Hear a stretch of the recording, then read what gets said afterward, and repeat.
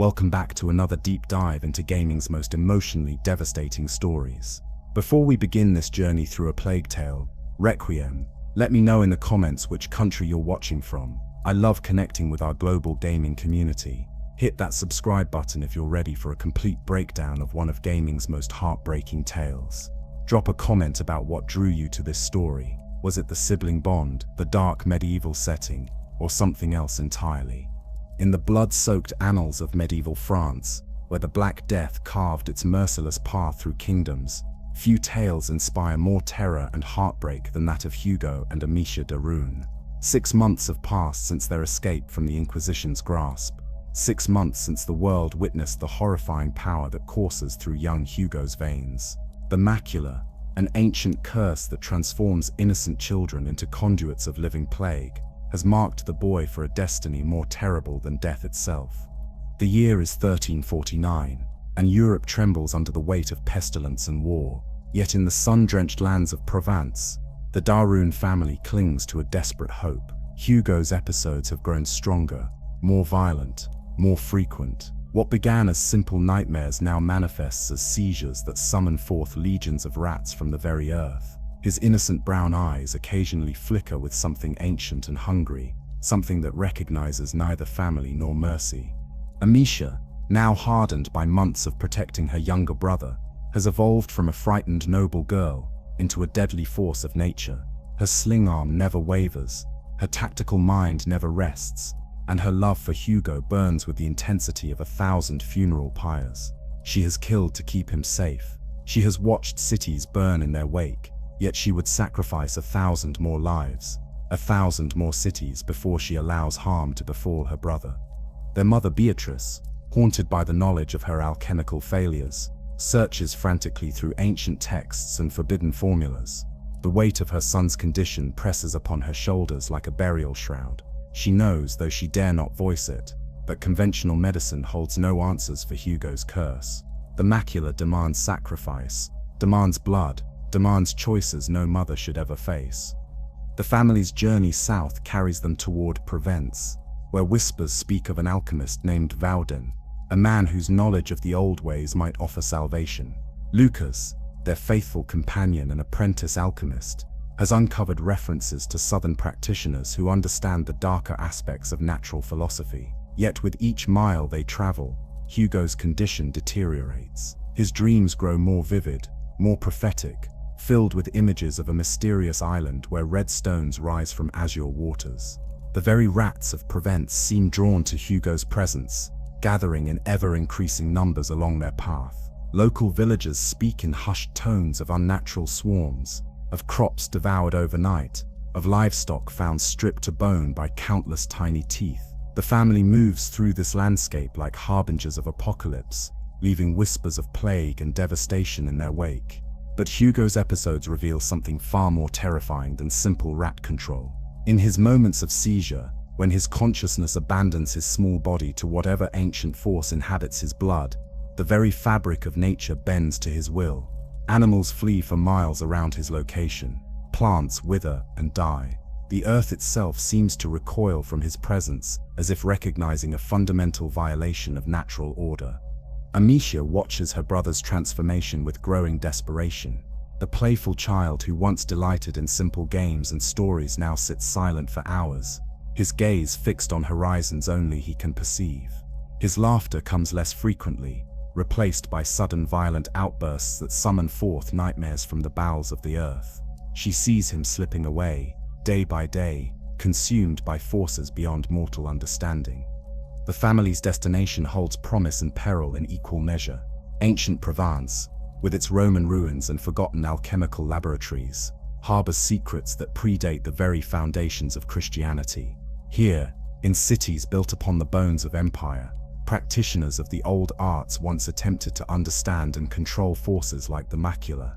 Their failures lie buried beneath centuries of stone and sand, their warnings lost to time and ignorance. As they approach the Red City where Vaudin practices his arts, none of them suspect that their quest for healing will instead trigger the greatest catastrophe in the region's blood-soaked history. The alchemist's treatments will not cure Hugo's condition but amplify it beyond all control. The ancient stones of Provence will run red with blood as rat swarms larger than any previously witnessed devour everything in their path. Yet this is merely the beginning of their ordeal. Beyond Provence lies an island that calls to Hugo in dreams and nightmares. A place where previous children like him met fates that make death seem merciful by comparison. Cuna awaits them across treacherous waters. An island where the very population worships a deity known as the Child of Embers, never suspecting that their god was once a Macula carrier whose transformation shattered the boundaries between life and death. The Rune family approaches a crossroads where love and duty, hope and despair, salvation and damnation converge in ways that will reshape their understanding of sacrifice itself. The escape from Aquitaine 6 months earlier had cost them everything except their lives and each other. The Inquisition's stronghold lay in ruins behind them, consumed by the very forces they had sought to control and weaponize.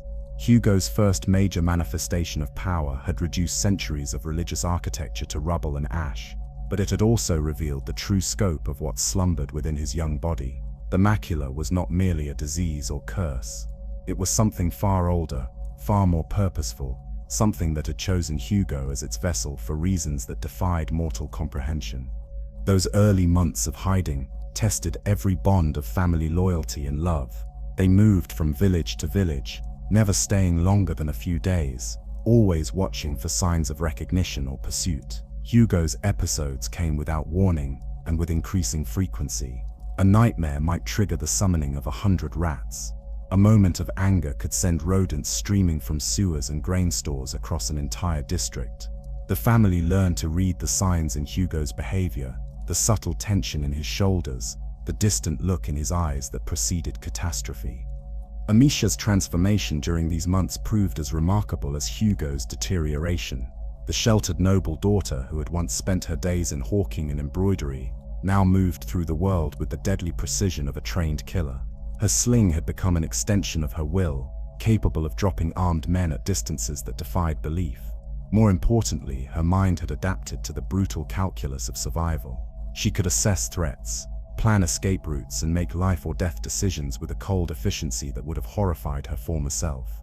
The weight of leadership had fallen upon her shoulders not through choice but through necessity. Beatrice, consumed by guilt and desperate research, often retreated into books and alchemical formulas when decisive action was required. Hugo, increasingly disconnected from ordinary reality, could no longer be relied upon for rational thought or behavior. Amicia became the family's sword and shield, its navigator through a world that grew more hostile with each passing day. Beatrice's struggle proved perhaps the most heartbreaking of all. As an alchemist and mother, she understood better than anyone the true nature of Hugo's condition. The macula was not a sickness that could be cured through conventional medicine. It was a fundamental alteration of Hugo's very essence, a rewriting of his biology at levels that contemporary science could barely comprehend. Yet maternal love compelled her to search for answers even when reason suggested none existed. Her guilt over past failures haunted every moment of their journey. She had failed to protect Hugo from the initial infection. She had failed to understand the true nature of his condition until it was far too late for prevention. Her alchemical knowledge, so vast and carefully cultivated, seemed pitifully inadequate when confronted with forces that predated human understanding of natural philosophy. She threw herself into research with manic intensity, poring over ancient texts by candlelight, while her son's condition steadily worsened. The family's reputation preceded them wherever they traveled. Merchants spoke in whispers of the cursed of runes, the noble family whose very presence brought plague and devastation. Innkeepers refused them shelter. Village priests crossed themselves and muttered protective prayers when they passed. Children were hurried indoors at the first sight of Hugo's distinctive silhouette. They had become legends of fear, cautionary tales told to frighten the superstitious. Hugo's dreams during this period grew increasingly vivid and prophetic. Night after night, he would wake screaming from visions of a red island rising from azure waters. He described ancient stone structures, underground chambers filled with mysterious light, and populations of people who looked upon children like him with reverence rather than fear. These dreams became his obsession, the single hope that sustained him through the darkest moments of his transformation. The dreams revealed details that no child of his age and background should have possessed. He spoke of Mediterranean geography with uncanny accuracy, described architectural styles he had never encountered, and demonstrated knowledge of ancient religious practices that existed nowhere in contemporary scholarship. His nighttime visions seemed to draw information from sources beyond normal human experience, as if the macula itself carried memories of previous manifestations across centuries of hidden history. Physical changes became impossible to ignore as the months progressed. Hugo's veins occasionally showed dark tracery beneath his pale skin, mapping patterns that resembled root systems or river deltas. His eyes would sometimes reflect light in ways that seemed distinctly inhuman. Most disturbing of all, his emotional responses began following patterns that felt alien and calculated rather than naturally childish. Moments of genuine joy or sorrow became increasingly rare, replaced by expressions that suggested something else looking out through Hugo's familiar features. The family's medical supplies dwindled as conventional remedies proved not merely ineffective, but potentially dangerous. Herbs that should have calmed Hugo's nerves instead triggered violent episodes. Tonics meant to restore his strength seemed to accelerate his transformation. Beatrice began to suspect that the macula actively resisted attempts at treatment, as if it possessed some primitive intelligence dedicated to preserving its hold on its chosen host. Their journey south began when Lucas discovered references to an alchemist practicing in Provence. Vaudin's name appeared in several ancient texts, as someone who had studied the darker aspects of natural philosophy, who had delved into areas that more cautious practitioners avoided. The references were fragmentary and often coded, but they suggested a level of knowledge that might prove crucial to understanding Hugo's condition. Hope warred with desperation as they planned their southern migration. The journey would be dangerous, requiring them to travel through regions still recovering from the ravages of war and plague. They would be exposed, vulnerable, dependent upon the kindness of strangers who had every reason to fear and reject them. Yet the alternative was to remain in hiding while Hugo's condition steadily deteriorated, watching helplessly as the brother and son they loved disappeared beneath layers of ancient malevolence. As they prepared for the journey that would take them toward their greatest trial, none of them suspected that salvation and damnation often wore identical faces in the blood-soaked chronicles of medieval France. Vaudin's treatments would indeed reveal new aspects of Hugo's condition, but knowledge and healing were far from synonymous. The Red City of Provence would burn beneath rat swarms of unprecedented size, and the Rune family would emerge from its ashes forever changed, carrying with them the terrible understanding that some curses could only be fulfilled, never broken. The road to Cuna stretched before them like a wound across the landscape, leading toward revelations that would test every assumption about love, duty, and the price of salvation itself. The roads leading south from Aquitaine bore the scars of a continent in perpetual agony. War had carved its brutal signature across the landscape, leaving behind burned villages, abandoned farms, and mass graves that spoke of humanity's capacity for both suffering and resilience. Through this wasteland of medieval France, the Rune family moved like ghosts fleeing their own haunted past, each mile carrying them deeper into territories where their reputation had not yet spread, but where new dangers awaited their arrival. Hugo's condition manifested differently in these unfamiliar lands. The rats of southern France possessed behaviors distinct from their northern cousins, yet they responded to his presence with the same supernatural devotion. Local rodent populations seemed drawn to him across impossible distances, abandoning their natural habitats to gather along the family's route of travel. Farmers reported unprecedented swarms appearing overnight in regions where such gatherings had never been recorded. Grain stores emptied mysteriously. Livestock vanished without explanation. The very ecosystem bent itself around Hugo's passage, creating patterns of disruption that followed them like a plague wind. Emilie observed these changes with growing unease. Her brother's power was not merely growing stronger, but adapting itself to new environments with frightening intelligence. Each region they entered seemed to teach the macula new methods of manifestation, new ways to extend its influence beyond the immediate vicinity of its host. What had begun as simple rat control in Aquitaine had evolved into something approaching ecosystem manipulation, as if the curse were learning from every interaction with the natural world. The physical demands of constant travel took their toll on all family members, but Hugo's transformation seemed to accelerate under the stress of perpetual movement. His sleeping patterns became erratic, with periods of deep unconsciousness followed by hours of restless wakefulness, during which he would speak to invisible companions or respond to sounds that no one else could hear. His appetite diminished to the point where Beatrice feared for his basic survival, yet he seemed to draw sustenance from sources beyond normal nutrition. Beatrice's research during their journey uncovered disturbing patterns in historical records. Ancient texts spoke of similar children appearing throughout Mediterranean history, always during periods of social upheaval or natural disaster. These accounts, fragmented and often dismissed as superstition by contemporary scholars, painted a picture of cyclical manifestations spanning centuries. Each previous case had ended in tragedy, not just for the afflicted child, but for entire populations that had come into contact with them. The family's reputation preceded them into southern territories through merchant networks and ecclesiastical communications. Village priests had received warnings about the cursed Rune family, describing them as harbingers of plague and supernatural devastation. Indoors closed before they could approach. Market stalls emptied at their appearance. Children were hurried away by parents who crossed themselves and muttered protective prayers. They had become living legends of fear, cautionary tales given flesh and blood. Yet Hugo's dreams provided their only source of hope during these dark weeks of travel. His visions of the mysterious Red Island grew more detailed and compelling with each passing night.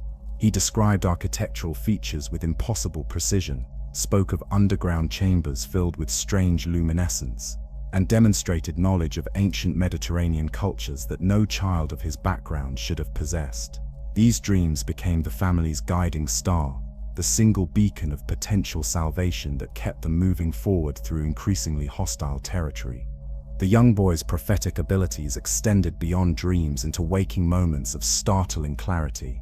He could predict weather patterns days in advance, sense approaching travelers long before they appeared on distant horizons, and identify safe paths through bandit-infested regions with uncanny accuracy. These moments of supernatural perception alternated with periods of complete disconnection from ordinary reality, as if Hugo existed simultaneously in multiple dimensions of experience. Amicia's protective instincts evolved into something approaching military precision during their southern migration. She studied every face they encountered, assessed every structure for defensive potential, and maintained constant awareness of escape routes and tactical advantages. Her sling skills reached levels that defied natural human ability, allowing her to neutralize threats at distances that seemed impossible. More importantly, her strategic thinking adapted to accommodate Hugo's unpredictable episodes, planning for scenarios where his power might manifest suddenly and violently. The landscape itself seemed to respond to Hugo's presence in ways that transcended normal cause and effect relationships. Springs ran clearer in areas where he had rested. Crop growth accelerated in fields near their campsites. Wild animals exhibited unusual behaviors, gathering in patterns that formed protective circles around locations where the family had sheltered. Nature appeared to recognize something fundamental about Hugo's essence, something that commanded respect and cooperation from the most basic levels of biological organization. Local populations reported strange dreams and visions following the family's passage through their territories. Children spoke of seeing rats performing impossible coordinated behaviors. Adults experienced nightmares filled with images of underground chambers and ancient stone structures. Entire villages reported simultaneous dreams of red islands rising from azure waters, visions that matched Hugo's descriptions with disturbing accuracy. The boy's condition seemed to create ripple effects that extended far beyond his immediate physical presence. Beatrice's guilt deepened as she witnessed the growing impact of their journey on innocent populations.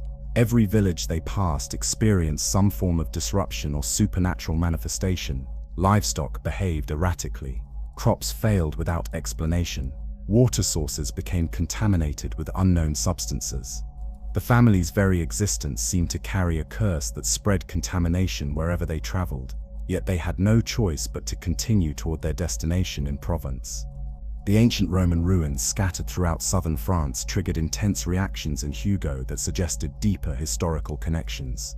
At sites where imperial architecture still stood, he would experience episodes of overwhelming emotion, speaking in languages that Beatrice recognized as corrupted Latin or forgotten dialects.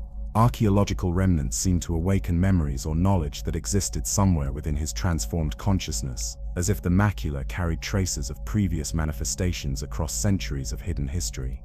As they approached the borders of Provence, Hugo's episodes increased in both frequency and intensity.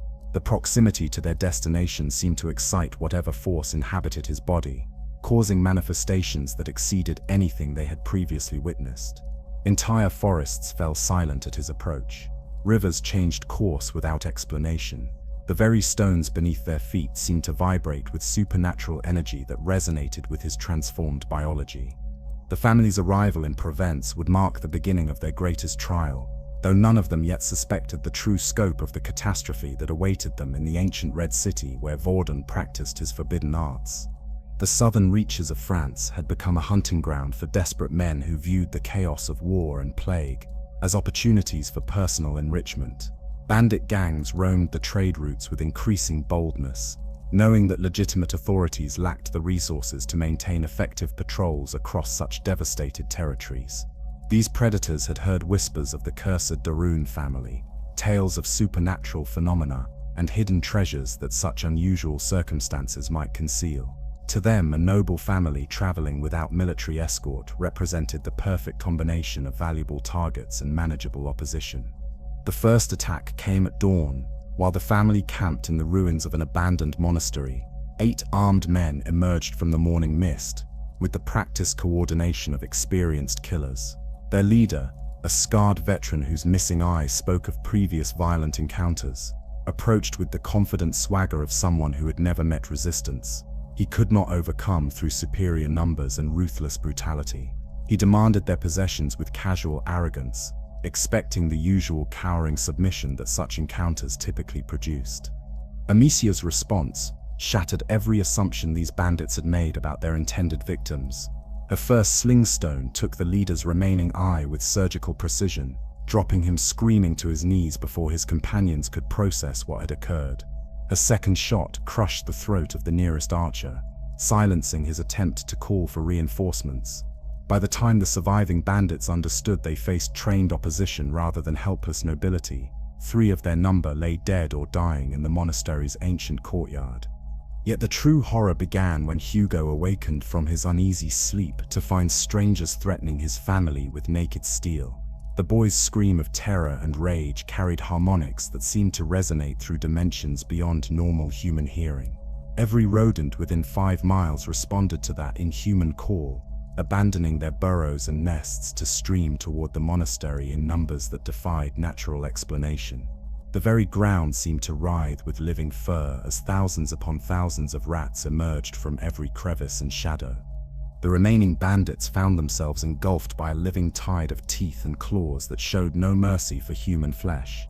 Their screams echoed through the morning air as the swarm stripped meat from bone with mechanical efficiency. Within minutes, nothing remained of the attacking force except bloodied clothing and gnawed bones scattered across stone floors that had once echoed with monastic prayers. The rats dispersed as suddenly as they had arrived, leaving behind a silence more profound than death itself. Hugo collapsed in the aftermath, his small body racked with convulsions that spoke of the terrible price his manifestations demanded. Blood trickled from his nose and ears as his consciousness struggled to reassert control over faculties that had been temporarily surrendered to something far older and more ruthless than human emotion. Beatrice cradled his trembling form while struggling to comprehend the scope of destruction her youngest child could unleash when threatened. Amicia stared at the carnage with emotions that warred between horror and grim satisfaction. These men had intended to rob and probably murder her family, yet their fate exceeded any reasonable proportion of punishment to crime. The rats had shown no discrimination between the guilty leader and his potentially coerced followers. No mercy for men who might have had families of their own waiting for their return. Hugo's power operated by rules that transcended human concepts of justice or proportional response. The psychological impact on Hugo proved almost as devastating as the physical toll. When consciousness returned, he gazed upon the scattered remains with expressions that cycled through grief, terror, and disturbing fascination. Part of him recoiled from the violence committed in his name, yet another aspect seemed drawn to the efficiency with which the threat had been eliminated. These conflicting reactions suggested an internal struggle between his human nature and whatever alien intelligence the Macula had introduced into his developing personality. Beatrice's attempts to comfort her son revealed the growing chasm between Hugo's outward appearance and his inner reality. The boy who had once sought maternal consolation for minor injuries now accepted her embrace with mechanical politeness rather than genuine emotional need.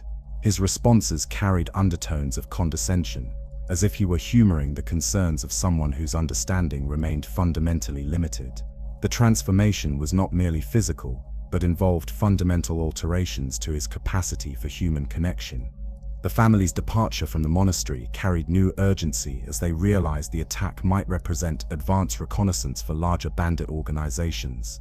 Word would spread through criminal networks about the supernatural defenses protecting the de Rune family, generating either increased caution or escalated responses from those bold enough to view such phenomena as challenges rather than warnings. They could no longer rely on anonymity as protection against human threats. Local populations reacted to news of the monastery incident, with reactions that ranged from terrified awe to active hostility. Some viewed the family as divine instruments of justice who had cleansed their region of persistent criminal threats.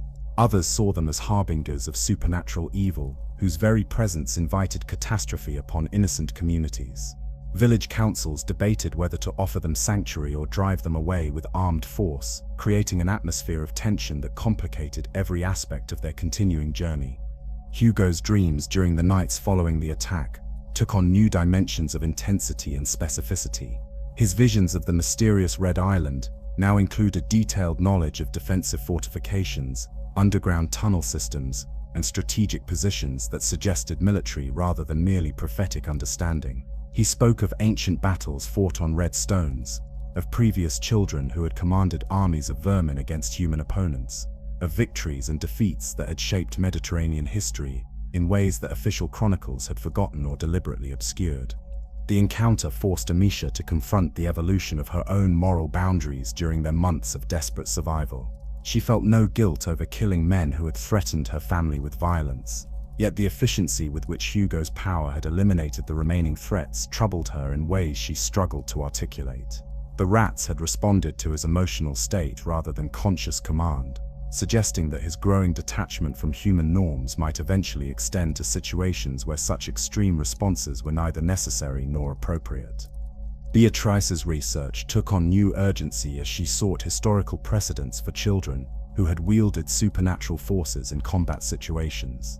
Ancient texts spoke of young Macula carriers who had been employed as weapons by various Mediterranean civilizations, their powers harnessed for military purposes that had ultimately contributed to the downfall of entire empires. These accounts suggested that Hugo's condition might attract the attention of political and religious authorities who viewed supernatural phenomena as resources to be exploited rather than curses to be cured. The family's approach to the Red City of Provence carried them through territories where their reputation had begun to precede them through networks of merchants, pilgrims, and traveling scholars. Stories of the cursed de Rune children had acquired embellishments that transformed factual accounts into legendary tales of supernatural horror and divine intervention. Some versions portrayed them as angels of vengeance sent to punish the wicked. Others described them as demons in human form who brought plague and devastation wherever they traveled. As they drew closer to their destination, Hugo's episodes intensified in ways that suggested proximity to their goal was triggering responses from whatever force inhabited his transformed biology.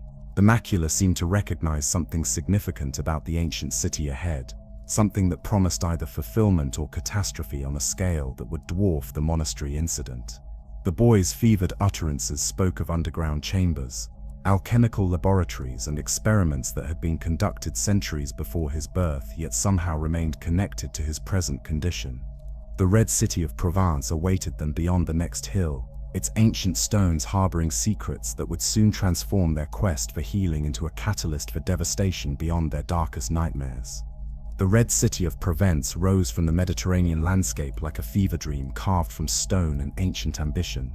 Its walls, built from local sandstone that gleamed crimson in the southern sun, had withstood centuries of siege and storm, bearing witness to the rise and fall of empires that had claimed dominion over these fertile lands. Roman engineering formed the foundation of its defenses, while medieval additions created a labyrinthine urban environment where narrow streets twisted between buildings that seemed to lean inward like conspirators sharing dangerous secrets. Within these ancient walls, Vaudin the alchemist had established his workshop in the ruins of a Roman bathhouse, its vaulted chambers providing the perfect environment for experiments that required both secrecy and structural stability. The man himself proved to be a figure of contradictions, combining genuine scholarly brilliance with the desperate arrogance of someone whose theories had never faced practical testing. His knowledge of alchemical theory was encyclopedic, his understanding of ancient texts unrivaled by contemporary standards, yet his experience with actual Macula cases remained entirely theoretical.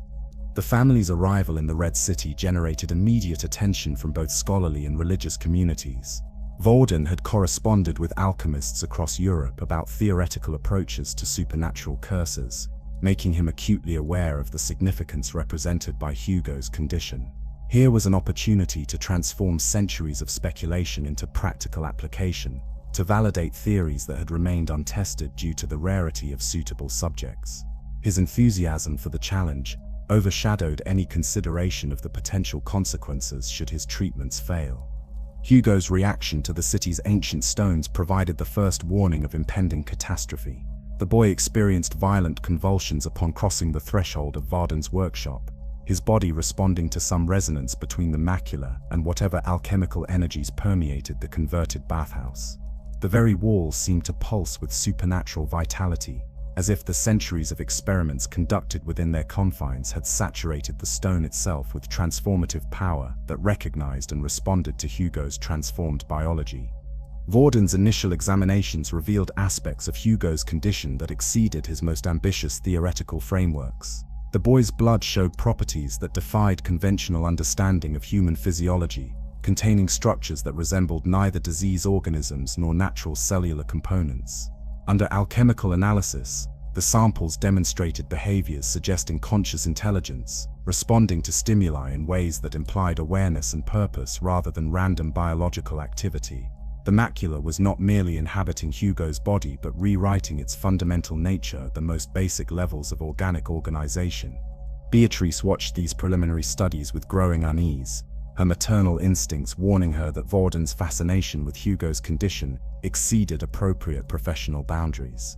The alchemist spoke of her son as if he were a particularly interesting specimen, rather than a suffering child, discussing treatment options with the detached enthusiasm of someone for whom intellectual curiosity had overwhelmed compassionate concern. His workshop contained instruments whose purposes seemed more aligned with experimentation than healing, tools designed to analyze and manipulate rather than cure and comfort. The treatment itself began with procedures that appeared benign enough, involving the administration of alchemical compounds designed to strengthen Hugo's natural resistance to the macula's influence. Vaudin had theorized that the curse operated by overwhelming the host's biological defenses, suggesting that reinforcing these natural barriers might allow the boy's body to reject the invading presence. His formulations combined traditional herbal remedies with exotic substances derived from sources he declined to identify, creating mixtures that glowed with their own internal luminescence. Hugo's response to the initial treatment seemed promising, with his episodes becoming less frequent and his physical symptoms showing marked improvement. The dark tracery visible beneath his skin faded to barely perceptible shadows. His eyes regained their natural clarity, losing the occasional reflective gleam that had become so disturbing to witness. Most encouraging of all, his emotional responses seemed to stabilize, displaying the natural patterns of childhood rather than the calculated detachment that had increasingly characterized his behavior. Yet Vaudin's enthusiasm for these early successes led him to accelerate the treatment beyond prudent limits. His theoretical models suggested that complete cure required pushing the process to its ultimate conclusion, overwhelming the macula through sustained chemical bombardment until it could no longer maintain its hold on the host organism. He increased dosages and frequency, without adequate consideration for the cumulative stress such intensive treatment might place on Hugo's developing physiology. The catastrophic reversal began during the fourth day of treatment, when Hugo awakened from what should have been routine rest with convulsions that exceeded anything previously witnessed. His screams carried harmonics that shattered alchemical glassware throughout the workshop, while his thrashing movements generated supernatural energies that interfered with measurement instruments. The dark tracery beneath his skin returned with increased intensity, forming patterns that resembled root systems spreading throughout his entire body.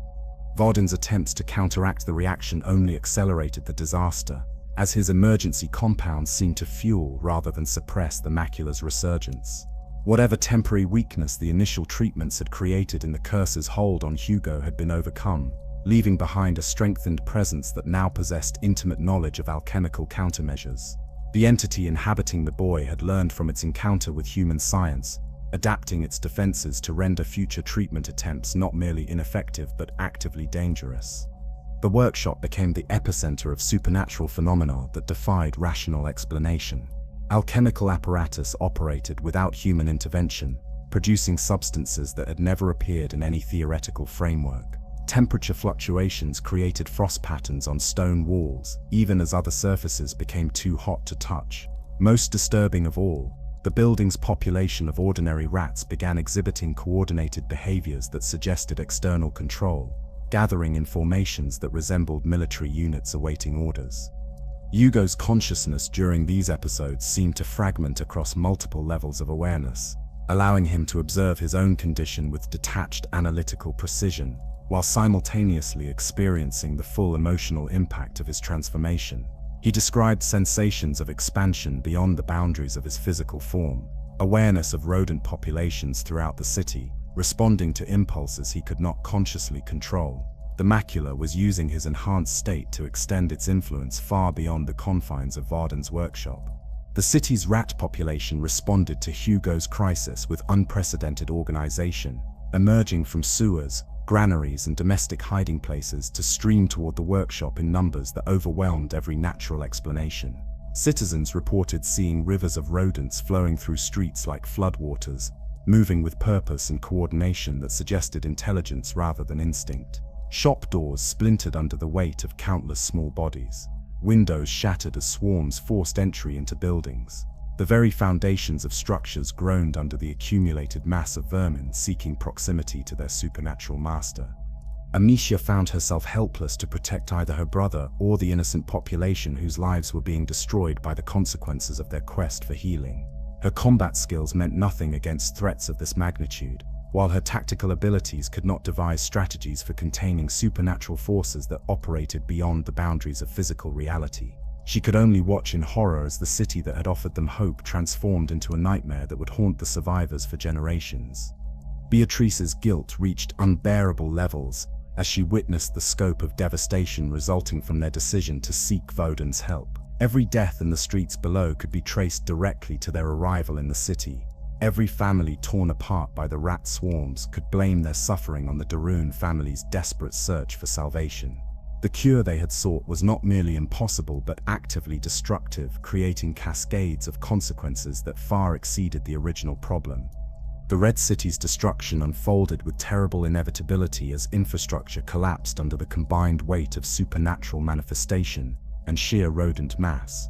Granaries emptied overnight, leaving the population facing immediate starvation. Water supplies became contaminated with substances that defied identification.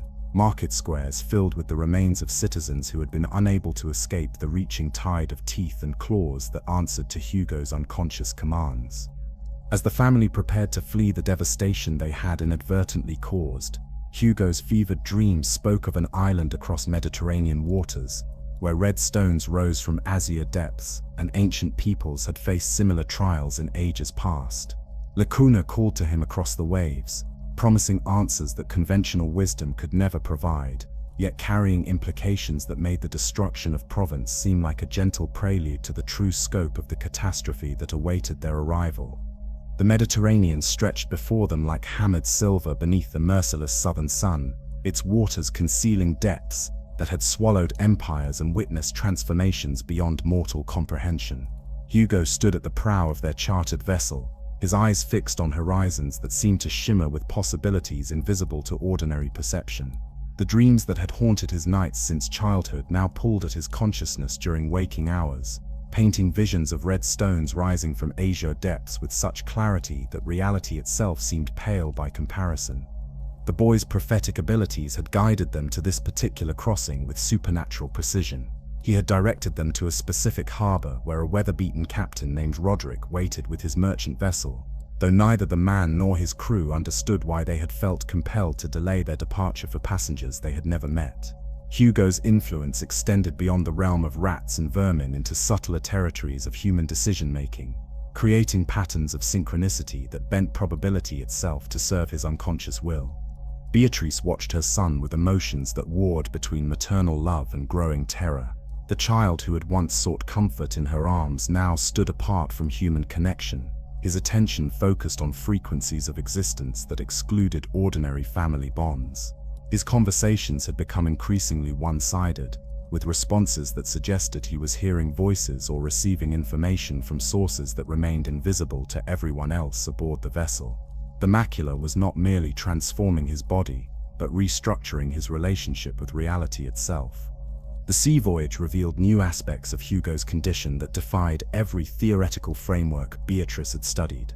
Marine life responded to his presence with behaviors that challenged basic understanding of animal psychology. Dolphins gathered around their vessel in formations that resembled protective escorts, while schools of fish created patterns beneath the waves that mirrored the geometric designs Hugo sketched compulsively during his waking hours. The ocean itself seemed to recognize something fundamental about his essence, treating him as a force of nature rather than a human passenger. Amicia found herself studying every face aboard the ship, searching for signs of recognition or hostility that might indicate their reputation had preceded them even to these remote maritime routes. The crew exhibited nervous behaviors that suggested supernatural awareness, crossing themselves when they thought no one was watching and muttering protective prayers in languages she could not identify. Their captain maintained professional composure, yet his eyes carried the haunted quality of someone who had witnessed phenomena that challenged his understanding of natural law. The storm that struck them 3 days into their journey bore characteristics that defied meteorological explanation. Winds howled with voices that seemed almost human, while lightning struck the waters in patterns that resembled ancient symbols rather than random electrical discharge. Hugo stood unmoved in the chaos, his small form somehow immune to the forces that sent experienced sailors scrambling for handholds.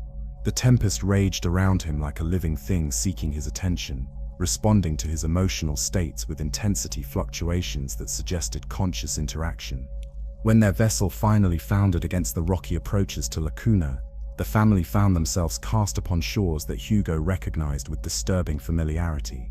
The island's distinctive red sandstone formations matched his dream visions with perfect accuracy, while hidden cave entrances appeared exactly where his unconscious mind had predicted their existence. He moved through this alien landscape like someone returning home after a long absence, navigating pathways that should have been unknown to any living child of his generation. Cuna's inhabitants emerged from their cliff-top settlements with expressions that mixed curiosity and reverence in ways that immediately set Amicia on edge. These people looked upon Hugo not with the fear or hostility that had characterized most of their recent encounters, but with recognition that suggested familiarity with children like him.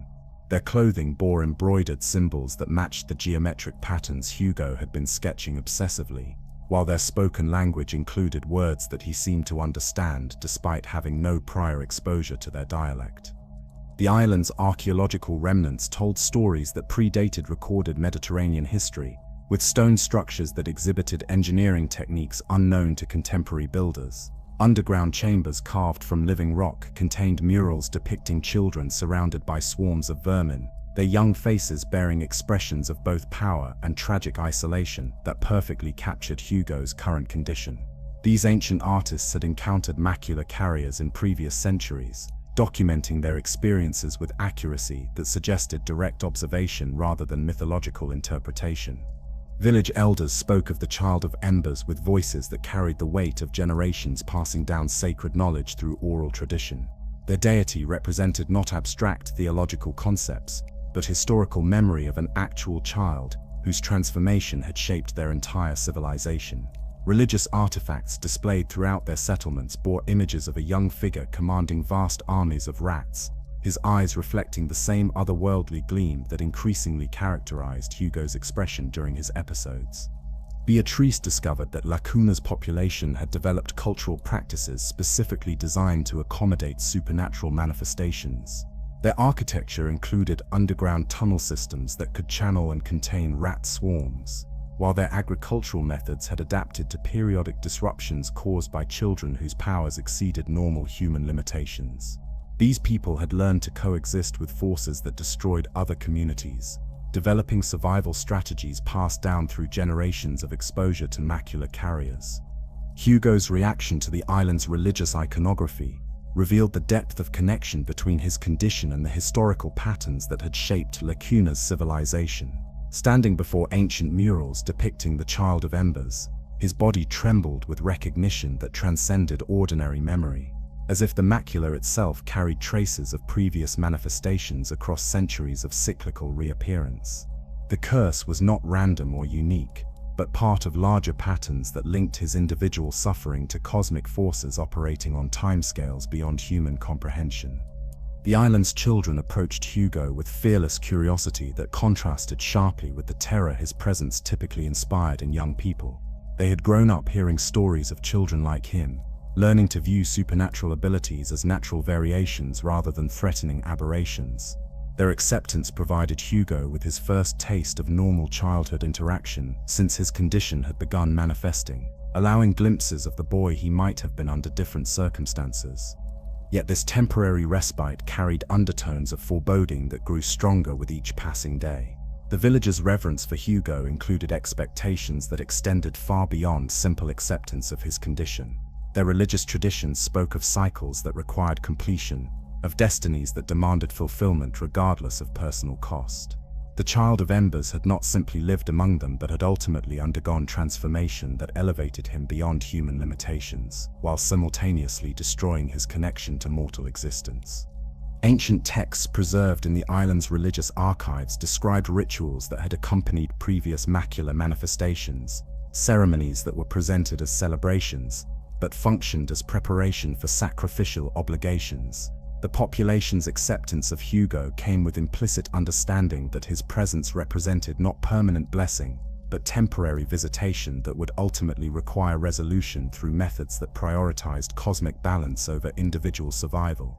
Emilie recognized the growing influence of religious authority figures, who viewed Hugo's arrival as fulfillment of prophecies that had guided their community for generations. These spiritual leaders spoke of sacred responsibilities and divine purposes with enthusiasm that barely concealed their indifference to Hugo's well-being as a suffering child. Their planning included elements that suggested ritual sacrifice disguised as religious celebration, transforming their apparent hospitality into something far more sinister than the open hostility they had faced in other locations. The island's geographical isolation had preserved not only cultural traditions, but also knowledge of alchemical practices that predated contemporary European understanding. Hidden laboratories contained equipment and formulations that approached the macula from directions that Vaudin had never considered, yet their purposes seemed designed to enhance rather than cure the condition. Cuna's inhabitants had learned to work with supernatural forces rather than against them, developing techniques that promised transformation rather than healing. As Hugo's episodes intensified in response to the island's supernatural resonances, the family began to understand that their quest for salvation had led them not to refuge, but to the heart of ancient mysteries that viewed individual suffering as acceptable cost for maintaining cosmic equilibrium. The Child of Embers awaited his successor, and Cuna's population had spent generations preparing for Hugo's arrival. The ruling nobility of Cuna emerged from their cliff-top fortress with the ceremonial pomp befitting representatives of ancient bloodlines whose authority had weathered centuries of Mediterranean upheaval. Count Victor de Arles carried himself with the refined bearing of inherited power, his scholarly demeanor suggesting intellectual pursuits that transcended the typical concerns of provincial lordship. Beside him, Countess Emilie radiated the ethereal beauty of someone whose spiritual devotions had elevated her beyond ordinary mortal preoccupations, her eyes reflecting depths of religious conviction that bordered on fanaticism. Their approach to the shipwreck survivors carried none of the calculated hospitality that characterized most noble interactions with unexpected guests. Instead, Victor and Emilie displayed genuine recognition when they encountered Hugo, their expressions suggesting familiarity with children whose supernatural abilities marked them as significant rather than aberrant. The Count's extensive knowledge of historical precedents became immediately apparent as he discussed Hugo's condition with terminology that demonstrated scholarly research rather than superstitious fear. Victor's private library contained manuscripts that Beatrice had never encountered in any European collection, texts that approached the Macula from theoretical perspectives that combined alchemical science with theological speculation. His understanding of the curse's cyclical manifestations exceeded anything she had discovered through her own desperate research, yet his academic fascination seemed to overshadow consideration for Hugo's well-being as a suffering child. The Count viewed her son as a remarkable specimen whose presence validated theories that had remained unproven throughout his scholarly career. Countess Emilie's spiritual practices centered around devotional exercises that honored the child of Embers with rituals passed down through generations of island nobility. Her family chapel contained relics attributed to the previous Macula carrier, including preserved blood samples and bone fragments that were treated as sacred artifacts possessing miraculous properties.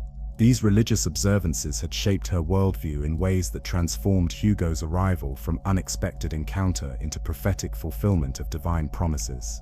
The island's ruling couple had constructed their entire administrative system around accommodation of supernatural manifestations, creating governmental structures that could function during periods when Macula carriers disrupted normal social organization. Their legal codes included provisions for dealing with rat infestations.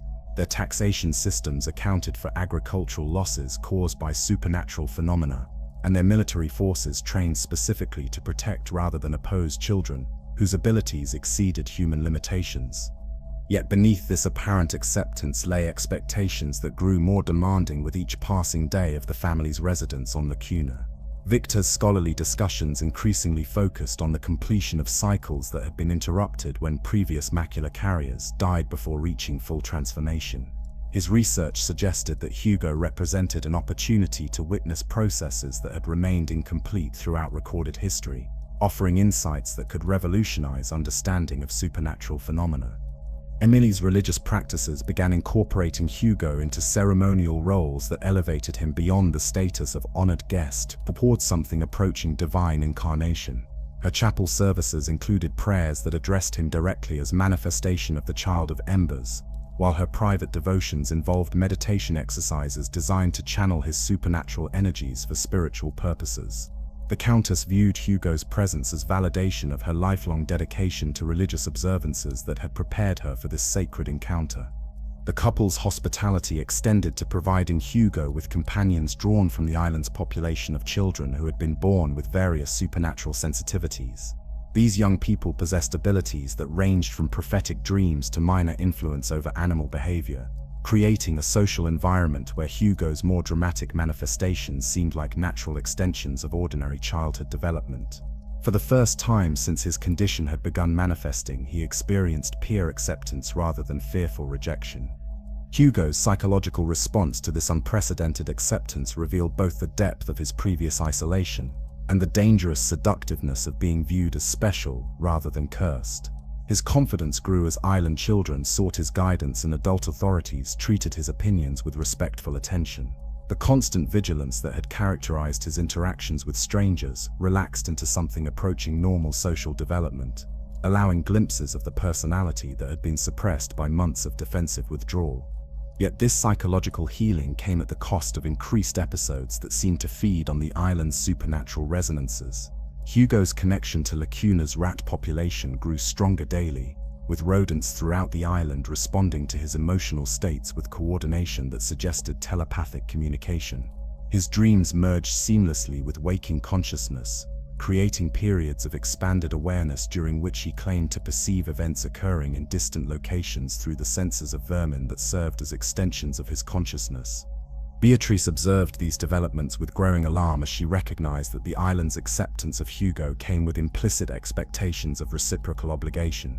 The population's reverence for her son carried undertones of ownership, as if his presence on Cuna created debts that could only be repaid through permanent commitment to their religious and social systems.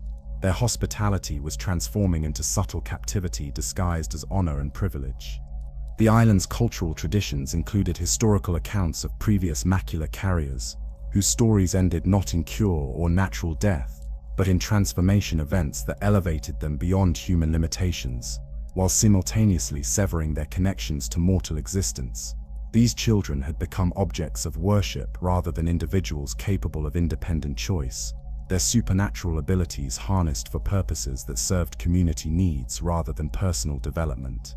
Victor's research into these historical precedents revealed patterns that suggested inevitable progression toward transformation events that were presented as apotheosis, but functioned as elaborate forms of sacrifice.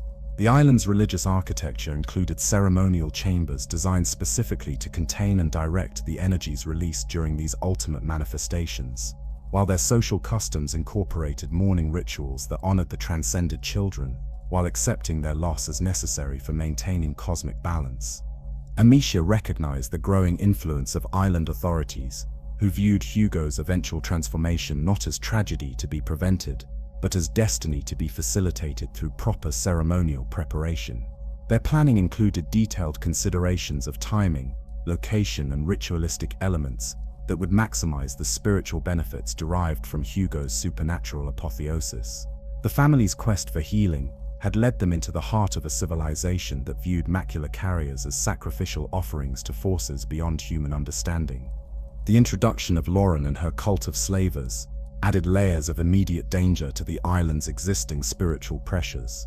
These human traffickers operated under religious justifications that portrayed their victims as offerings necessary to appease supernatural forces, creating parallel systems of exploitation that competed with the established nobility's more refined approaches to the same fundamental objectives. Their presence on the Cuna suggested that Hugo's arrival had attracted attention from multiple factions whose interests extended beyond mere scholarly curiosity. Lauren's followers demanded increasingly elaborate human sacrifices to accompany the rituals surrounding Hugo's presence, arguing that proper ceremonial observance required blood offerings proportional to the magnitude of supernatural forces being channeled. Their violent practices threatened to destabilize the careful balance that Victor and Emilie had maintained between accommodation of Macula manifestations and preservation of civilized social order. Hugo's response to these escalating demands revealed aspects of his transformation that exceeded anything previously witnessed. When Lauren's cultists attempted to seize island children for sacrificial purposes, his rage summoned rat swarms that demonstrated tactical intelligence and coordinated assault capabilities far beyond simple animal behavior. The rodents moved with military precision, overwhelming the slavers through strategies that suggested conscious planning rather than instinctive aggression. The violence that followed established Hugo as protector of the island's vulnerable populations, while simultaneously revealing the lethal potential that lurked beneath his increasingly detached exterior. His willingness to unleash devastating force against human threats marked a crucial threshold in his psychological development, transforming him from victim of circumstance into active agent of supernatural justice, whose moral calculations operated according to rules that transcended conventional human ethics. As the cult's destruction sent shock waves through Lacuna's social hierarchy, both Victor and Emilie began to understand that their careful plans for managing Hugo's transformation would need to accommodate forces that exceeded their theoretical preparations. The boy they had welcomed as fulfillment of prophecy was revealing capabilities that challenged every assumption about the controllable nature of Macula manifestations, suggesting that the island's centuries of preparation might prove inadequate when confronted with the reality of his ultimate potential. The catalyst arrived with the innocuous appearance of childhood conflict, a simple disagreement between Hugo and one of the island children that should have resolved itself through ordinary playground negotiations. Yet the supernatural resonances that permeated Lacuna's atmosphere had amplified every emotion to dangerous intensity, transforming minor frustrations into triggers for manifestations that exceeded anything the family had previously witnessed. Hugo's growing comfort with his abilities had created a false sense of security that shattered when his carefully maintained control collapsed under the pressure of accumulated stress. The episode began during what should have been a routine afternoon gathering in the village center, where island children traditionally shared stories and played games beneath ancient olive trees, whose gnarled branches had witnessed generations of similar peaceful scenes. Hugo had been describing his prophetic dreams to an audience of fascinated peers when another child questioned the accuracy of his visions, suggesting that imagination rather than supernatural insight might explain his detailed knowledge of distant places and historical events. The challenge struck Hugo's transformed psyche with devastating force, not because of any inherent cruelty in the child's words, but because his condition had created hypersensitivity to doubt that transformed skepticism into existential threat. The Macula had restructured his nervous system to interpret questioning of his abilities as attacks on his fundamental right to exist, generating defensive responses that escalated far beyond reasonable proportion to the perceived offense. His scream of rage carried harmonics that transcended normal human vocal capabilities, resonating through frequencies that seemed to vibrate in dimensions beyond ordinary auditory perception. Every adult within half a mile felt their bones ache in sympathetic resonance, while children throughout the village experienced sudden nausea and disorientation that suggested their developing nervous systems were more susceptible to whatever energies Hugo's voice was channeling through the Mediterranean air.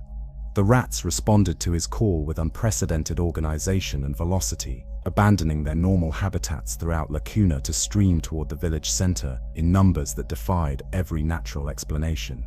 They poured from caves and crevices, from buildings and underground tunnels, from ships in the harbor and farms on the island's periphery, moving with coordinated purpose that suggested military discipline rather than animal instinct.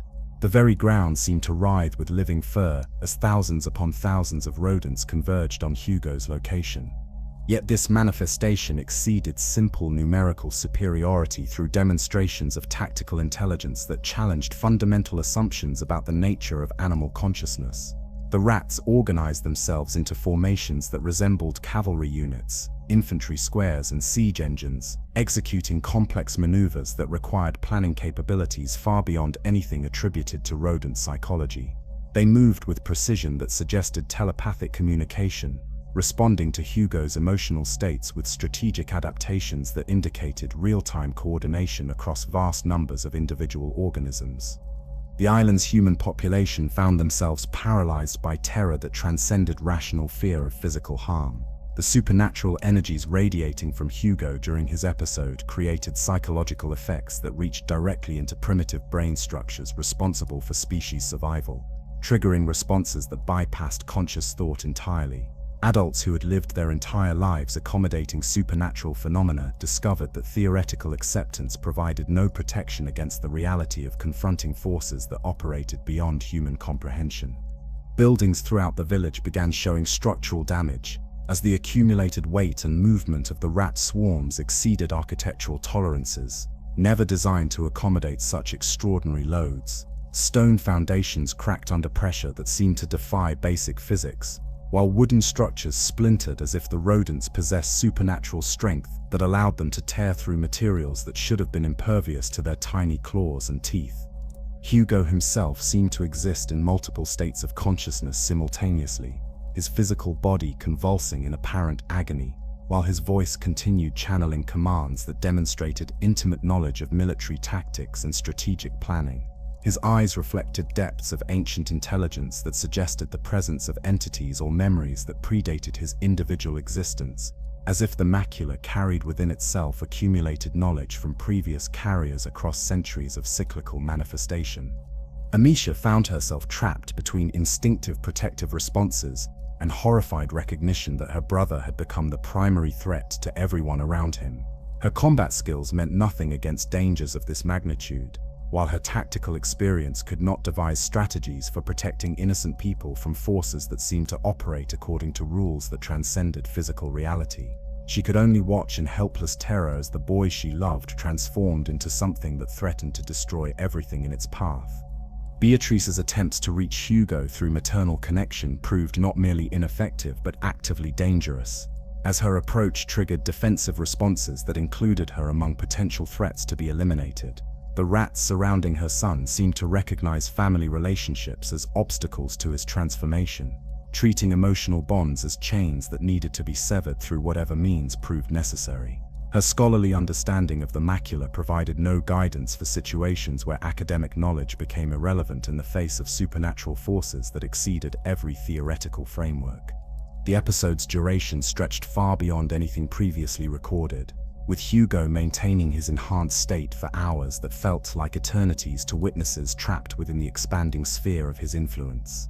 Normal concepts of time seemed distorted within the supernatural field he was generating, creating temporal anomalies that made accurate assessment of the situation's progression nearly impossible. Clocks stopped functioning properly, while the position of the sun appeared to shift according to patterns that defied astronomical principles.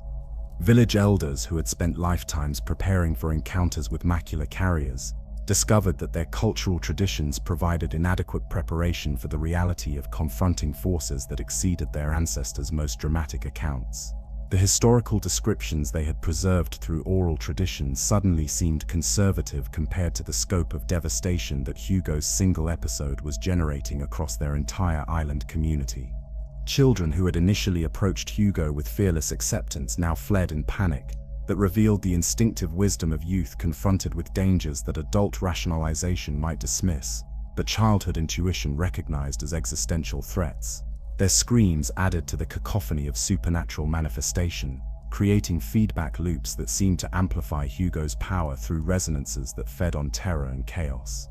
The island's rat population had organized itself into something resembling a primitive army that demonstrated tactical capabilities, suggesting conscious intelligence rather than instinctive behavior. Different species coordinated their movements according to specialized functions, with smaller varieties serving as scouts and messengers, while larger specimens formed assault units capable of overwhelming human resistance through sheer numerical superiority and coordinated attack strategies.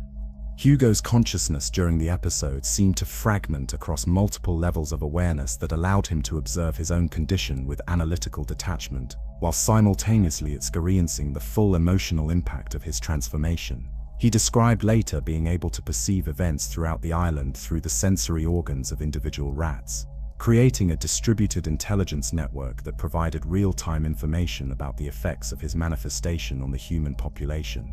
The supernatural energies he was channeling began affecting the island's geological structure through mechanisms that defied conventional understanding of cause and effect relationships.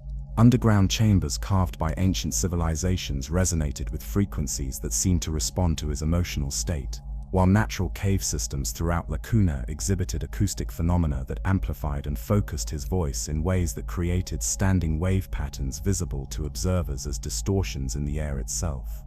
When exhaustion finally forced the episode to conclusion, Hugo collapsed into unconsciousness that carried aspects of death itself, his vital signs becoming so weak that Beatrice feared she had lost her son to forces that had consumed his individual identity entirely. The rats dispersed as suddenly as they had gathered, leaving behind a village population traumatized by experiences that challenged their fundamental understanding of reality and their place within cosmic hierarchies that operated according to rules beyond human comprehension. The aftermath revealed that Hugo's episode had permanently altered the relationship between the Rune family and Cuna's population, transforming acceptance into fearful reverence that carried implications far more dangerous than outright hostility. The island's inhabitants now viewed Hugo not as a child seeking healing, but as manifestation of supernatural forces that demanded appeasement through methods that prioritized community survival over individual well-being. Count Victor's revelation came in the hushed atmosphere of his private study, where ancient manuscripts lay scattered across tables like battlefield casualties of scholarly warfare. The Prima Materia, he explained to Beatrice with the fervor of someone who had dedicated decades to theoretical pursuit, suddenly confronted with practical application, represented the fundamental substance from which all alchemical transformation derived its power. According to texts that predated Christian influence in the Mediterranean, this legendary material could theoretically reverse even the most profound supernatural alterations by returning subjects to their primordial state of existence. The Count's knowledge drew from sources that had survived the systematic destruction of pagan learning, hidden archives that preserved pre-Roman understanding of forces that later civilizations had forgotten or deliberately suppressed. His family had served as guardians of this forbidden knowledge for generations, maintaining libraries that contained wisdom deemed heretical by religious authorities, yet essential for comprehending phenomena like Hugo's condition. The Prima Materia occupied a central position in these ancient texts, described as both ultimate cure and ultimate danger depending upon the wisdom and preparation of those who attempted its creation. Beatrice listened to Victor's explanations with emotions that warred between desperate hope and growing dread. Her son's latest episode had demonstrated powers that exceeded every previous manifestation, revealing capabilities that suggested his transformation was accelerating beyond any possibility of conventional intervention. The Prima Materia offered their final chance for salvation, yet Victor's careful qualifications and ominous warnings suggested that this path carried risks that might prove worse than the condition it promised to cure. The alchemical process required ingredients that could only be gathered from specific locations scattered across the Mediterranean basin, sites where previous Macula carriers had undergone transformation events that had saturated the surrounding environment with supernatural energies. These pilgrimage destinations had been carefully documented by generations of scholars who understood that the Prima Materia could only be synthesized using components that had been exposed to the exact forces they sought to counteract. Hugo's psychological state during this period revealed the cruel paradox of his situation with heartbreaking clarity. The boy who had once delighted in simple childhood pleasures now existed in permanent awareness of his difference from ordinary humanity, his every interaction colored by knowledge that his presence brought danger to everyone around him. Sleep offered no respite from his burden, as his dreams filled with visions of global devastation that would result from his continued transformation. Prophetic glimpses of rat swarms covering continents and civilizations crumbling beneath the weight of his unleashed power.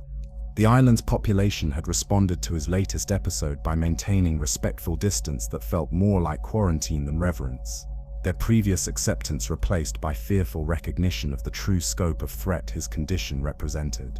Children who had once played with him now watched from safe distances, their parents having made the difficult decision that community survival required prioritizing collective safety over individual compassion. Hugo understood their reasoning with painful maturity, yet the isolation deepened his already profound sense of alienation from human connection. Amicia found herself caught between conflicting loyalties as she witnessed her brother's growing despair and her mother's increasingly desperate pursuit of theoretical salvation. Her protective instincts demanded action to preserve Hugo's life regardless of consequences, yet her tactical intelligence recognized that some solutions might create problems far exceeding the original crisis. The Prima Materia represented hope, but Victor's descriptions of the synthesis process included elements that seemed designed more for exploitation than healing. The Count's research had identified the location of a subterranean laboratory constructed by Roman alchemists, who had attempted Prima Materia creation during the Empire's decline, when supernatural phenomena had reached epidemic proportions across Mediterranean territories.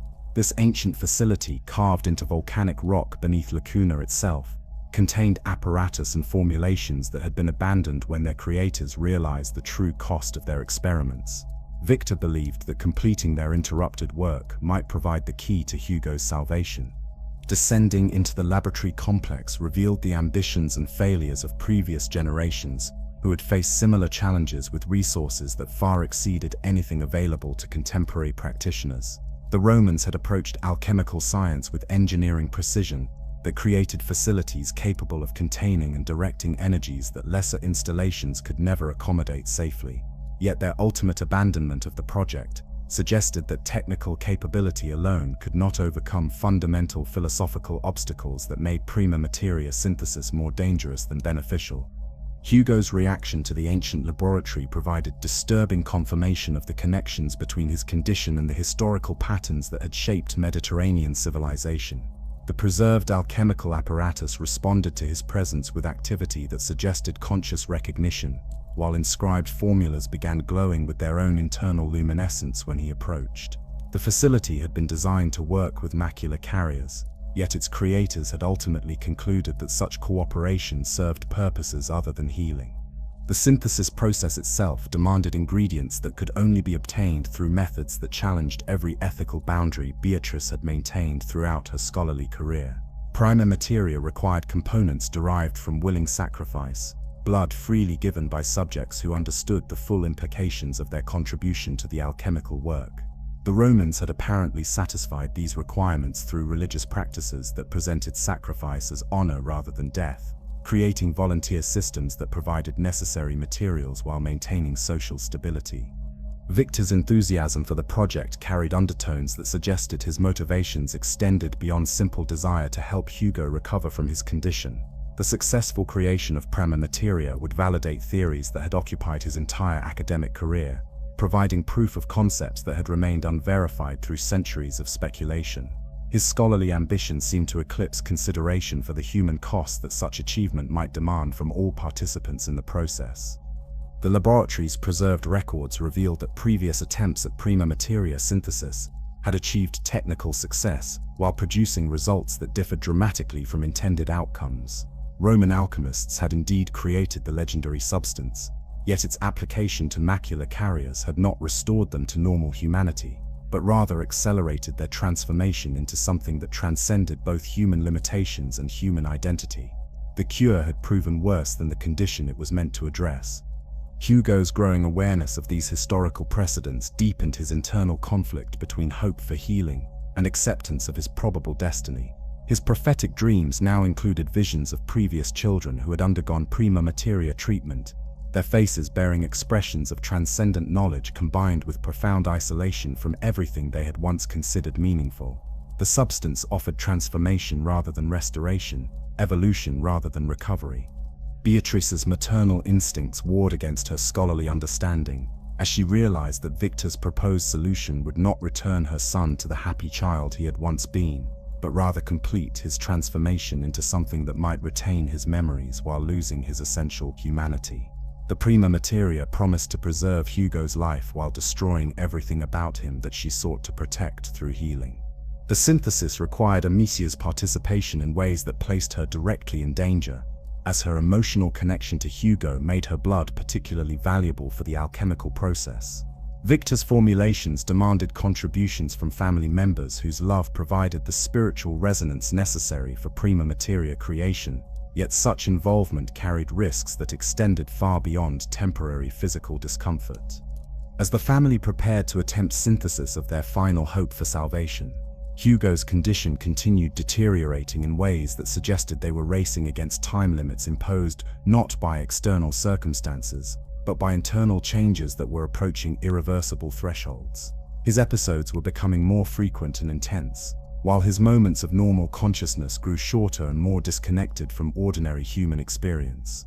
The ancient laboratory hummed with energies that seemed to anticipate the completion of work that had been interrupted centuries earlier, as if the facility itself possessed memory and purpose that transcended the individual ambitions of its various occupants across history. The Prima Materia awaited creation, promising transformation that would end Hugo's suffering while potentially destroying everything his family loved about the boy they sought to save. The transformation in Countess Emilie's behavior began subtly, manifesting through changes in her religious observances that gradually revealed the fanatical depths of her devotion to forces that transcended ordinary spiritual practice. Her daily prayers to the Child of Embers evolved from respectful reverence into fevered communion with entities that seemed to respond through whispers only she could perceive. The sacred artifacts in her private chapel began exhibiting phenomena that suggested active spiritual presence rather than passive veneration, while her eyes acquired the distant focus of someone whose attention had shifted to realities invisible to ordinary perception. Victor watched his wife's escalating religious intensity with concern that deepened into alarm as her behavior indicated complete surrender to spiritual forces that operated according to rules beyond human comprehension. Her conversations increasingly referenced divine communications that provided specific instructions regarding Hugo's ultimate destiny, revelations that positioned the boy's presence on Cuna as fulfillment of prophecies that demanded completion through ritualistic sacrifice. The Countess spoke of sacred obligations that superseded personal affection, cosmic responsibilities that required prioritizing divine will over mortal compassion. The mercenary Arnaud's arrival on Cuna brought practical enforcement capabilities to Emilie's theological ambitions, providing the military expertise necessary to implement plans that might encounter resistance from Hugo's protective family. This weathered professional soldier had built his reputation through campaigns that demonstrated ruthless efficiency in accomplishing objectives regardless of moral considerations, making him the perfect instrument for carrying out orders that required suppressing humanitarian instincts in service of larger purposes. Arnaud's assessment of the island's defensive possibilities revealed strategic thinking that extended far beyond simple kidnapping or assassination scenarios. His planning included contingencies for containing supernatural manifestations during ritual proceedings, methods for preventing Hugo's escape through rat swarm assistance, and techniques for neutralizing family members whose protective instincts might interfere with ceremonial requirements. The mercenary approached his assignment with professional detachment that treated human lives as tactical variables rather than moral considerations. The Provence soldiers who accompanied Arnaud represented political interests that viewed Hugo's condition as potentially valuable resource for military applications, yet their immediate purpose focused on providing logistical support for Emilie's religious objectives. These hardened veterans had witnessed supernatural phenomena during previous campaigns, developing practical approaches to combat situations that included magical elements. Their presence transformed Cuna from sanctuary into prison, establishing perimeters that prevented escape while maintaining appearances of continued hospitality. Beatrice's growing awareness of the conspiracy surrounding her family emerged through observations that revealed careful coordination between supposedly independent authority figures. Emilie's religious preparations included elements that suggested advanced planning rather than spontaneous spiritual inspiration, while Victor's scholarly enthusiasm had acquired undertones of anticipation that indicated foreknowledge of approaching events. The island's entire population seemed to be participating in elaborate deception designed to maintain the family's cooperation until resistance became impossible. The ritual preparations themselves followed protocols that had been preserved through generations of secret religious practice, combining authentic spiritual traditions with practical necessities for containing and directing supernatural energies. Emilie's chapel underwent modifications that transformed sacred space into something resembling both temple and laboratory, equipped with apparatus designed to channel forces released during Macula carrier transformation events. The Countess supervised these alterations with expertise that suggested lifelong preparation for this singular moment. Hugo's psychological state during this period reflected growing awareness that his presence on Cuna had activated plans that extended far beyond simple religious observance. His prophetic dreams now included visions of previous children who had faced similar situations, their experiences providing warnings that came too late to prevent repetition of historical patterns. The boy understood that his family's quest for healing had led them into circumstances where hope and betrayal wore identical faces. The selection of Beatrice as primary sacrificial offering revealed the calculated cruelty underlying Emilie's apparent compassion, choosing the family member whose death would inflict maximum psychological damage on Hugo, while satisfying theological requirements for maternal blood in ritual proceedings. The Countess explained this decision through religious rhetoric that presented murder as sacred duty, transformation of tragedy into divine blessing through proper ceremonial context. Her spiritual convictions had evolved beyond recognition of normal human moral boundaries. Beatrice's final hours carried poignancy that transcended the horror of her approaching fate, as she used remaining time to convey maternal love that might sustain Hugo through trials that would test every aspect of his developing character. Her conversations with him avoided explicit acknowledgement of impending separation, instead focusing on memories that could provide emotional anchoring during periods when his consciousness might fragment under supernatural pressure. The mother who had dedicated herself to saving her son prepared to become the catalyst for his ultimate transformation. The ritual chamber itself represented architectural achievement that combined Roman engineering with religious symbolism, creating space capable of containing energies that would be released during ceremonial proceedings. Underground location provided natural insulation from external interference, while carefully designed acoustics would amplify and focus supernatural phenomena generated by Hugo's emotional responses to witnessing his mother's sacrifice. Every element had been planned to maximize spiritual impact, while minimizing practical complications. Amicia's desperate attempts to prevent the ceremony revealed both her tactical capabilities and their fundamental inadequacy when confronted with coordinated opposition that included supernatural elements. Her combat skills meant nothing against enemies who had prepared specifically for resistance from family members, while her strategic thinking could not devise solutions for problems that operated according to rules beyond conventional military logic. She found herself forced to witness events that would reshape her understanding of human nature and cosmic justice. The moment of Beatrice's death marked a threshold that transformed Hugo from troubled child into something approaching supernatural force of nature. His grief and rage channeling through the macula to create manifestations that exceeded every previous episode in scope and intensity. The ritual chamber's careful preparations proved inadequate for containing energies that had been amplified by maternal sacrifice, while Emilie's spiritual protections crumbled before emotional responses that transcended normal human categories of experience. Hugo's scream of anguish resonated through dimensions beyond ordinary auditory perception, carrying frequencies that seemed to tear holes in the fabric of reality itself. Every rat within 50 miles responded to that inhuman cry with coordinated movement that demonstrated telepathic communication across impossible distances, creating a living tide of vengeance that poured toward Cuna with single-minded purpose. The island's careful defenses meant nothing against invasion forces that emerged from underground tunnels, underwater approaches, and aerial routes that no military strategist had considered. The rat swarms that engulfed Countess Emilie demonstrated intelligence that suggested conscious direction rather than simple animal aggression, surrounding her with formations that prevented escape, while systematically stripping away the ceremonial regalia that had symbolized her spiritual authority. Her death became an extended process that allowed time for recognition of the fundamental error in her theological calculations, the realization that forces she had sought to control possessed wills and purposes that transcended human understanding or manipulation.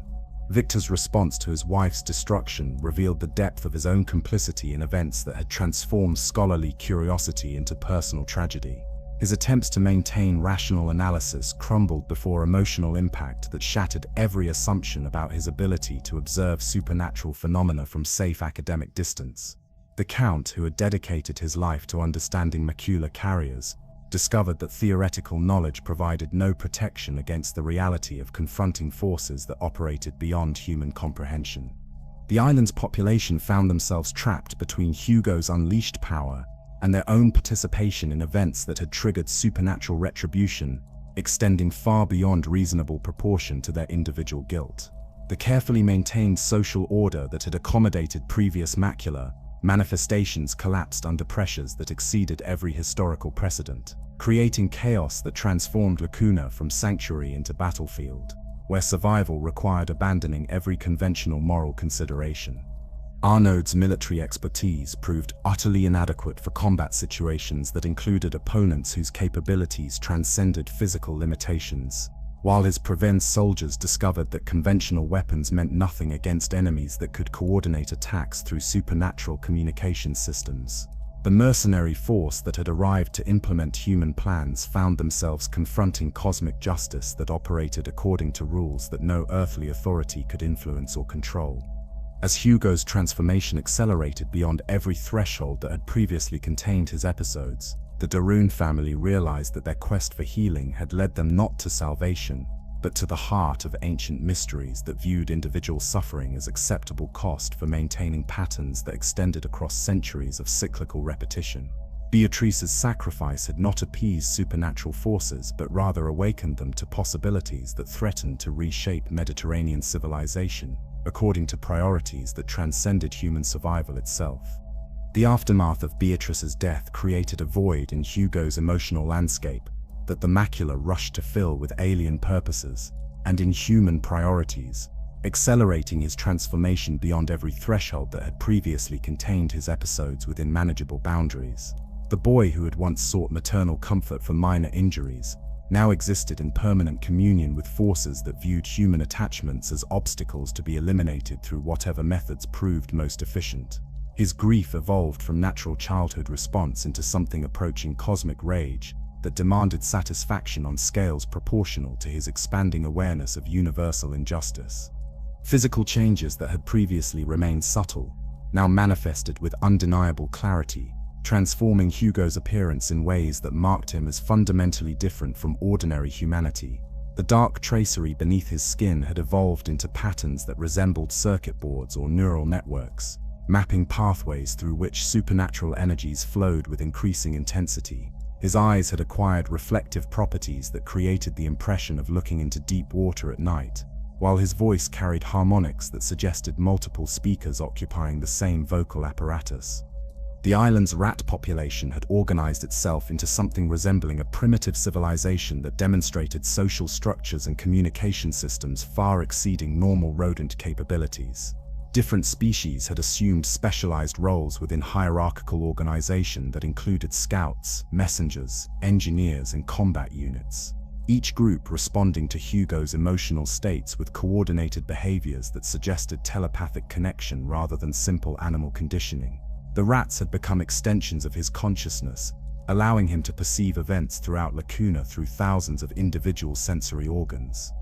Amicia watched her brother's transformation with horror that transcended simple concern for his well-being, as she recognized that whatever was replacing Hugo retained his memories and basic personality, while operating according to priorities that excluded normal human moral considerations. His conversations with her maintained surface appearances of sibling affection, yet underlying currents suggested emotional calculations that weighed her value according to criteria that had nothing to do with family bonds or childhood shared experiences. The surviving population of Cuna found themselves trapped on an island where normal social organization had collapsed under pressures that exceeded every historical precedent for supernatural manifestation. Hugo's expanding influence created environmental conditions that made traditional human activities impossible, as rats claimed territories previously reserved for agriculture, commerce, and residential occupation. The careful balance between human civilization and Macula accommodation that had sustained the island for generations had shattered beyond any possibility of restoration. Hugo's episodes no longer followed patterns that suggested medical or psychological origins, instead manifesting as moments of expanded consciousness during which his awareness encompassed territories extending far beyond Cuna's geographical boundaries. He described perceiving rat populations across the Mediterranean basin responding to his emotional states, creating communication networks that allowed real-time coordination of activities spanning multiple countries. The Macula was using his condition to establish influence that transcended local manifestation towards something approaching species-wide transformation. The boy's relationship with ordinary reality had become increasingly tenuous, as his consciousness spent growing periods focused on dimensions of existence that remained invisible to normal human perception. His conversations included references to entities that provided guidance and instruction, while his behavior suggested responses to stimuli that no one else could detect. Hugo was receiving education from sources that operated according to rules beyond mortal understanding, learning to accept responsibilities that would reshape Mediterranean civilization according to cosmic priorities. Victor's scholarly documentation of Hugo's transformation provided detailed records of phenomena that challenged fundamental assumptions about the nature of consciousness and individual identity. The Count's observations suggested that Hugo's personality was not being replaced, but rather expanded to accommodate awareness that transcended normal human limitations, creating a hybrid consciousness that retained emotional connections while operating according to logical frameworks that included considerations extending across centuries of historical development. The island's geological structure began responding to Hugo's presence through mechanisms that defied conventional understanding of cause and effect relationships, as underground chambers carved by ancient civilizations resonated with frequencies generated by his transformed physiology. Natural cave systems throughout Cuna exhibited acoustic properties that amplified and focused his voice, while volcanic rock formations demonstrated temperature variations that correlated with his emotional states rather than environmental conditions. Local weather patterns had acquired characteristics that seemed to respond to Hugo's psychological condition, with atmospheric disturbances appearing whenever his episodes reached critical intensity levels. Storms formed without meteorological explanation, while periods of supernatural calm coincided with moments when his consciousness achieved temporary stability. The boundary between Hugo's internal experience and external environmental conditions had dissolved to the point where emotional states manifested as physical phenomena, affecting entire geographical regions.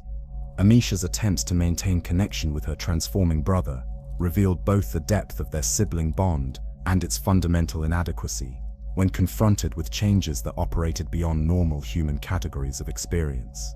Her efforts to engage Hugo in activities that had once brought him joy met with responses that suggested polite accommodation rather than genuine interest, as if he were humoring concerns that belonged to a developmental stage he had permanently transcended. The boy's prophetic abilities had evolved beyond simple dream visions into constant awareness of probability streams that extended across multiple potential futures, allowing him to perceive consequences of present actions with accuracy that approached omniscience. His conversations included casual references to events that would occur months or years in the future, while his strategic planning incorporated variables that suggested knowledge of historical patterns spanning centuries of Mediterranean development. Hugo's interaction with Cuna's surviving children revealed the scope of transformation that had separated him from normal childhood experience, as his former peers now approached him with reverence that mixed fear and awe in proportions that made genuine friendship impossible. The boy who had once delighted in simple games now existed as object of worship, whose supernatural abilities commanded respect that precluded equal social interaction. His isolation had become complete, despite being surrounded by others who recognized his significance. The rats under his influence had begun exhibiting behaviors that suggested not merely enhanced intelligence but access to knowledge that transcended normal animal experience, performing tasks that required understanding of human technology and social organization. They operated machinery with precision that implied familiarity with mechanical principles, while their communication systems demonstrated linguistic capabilities that challenged fundamental assumptions about the nature of consciousness and cognition.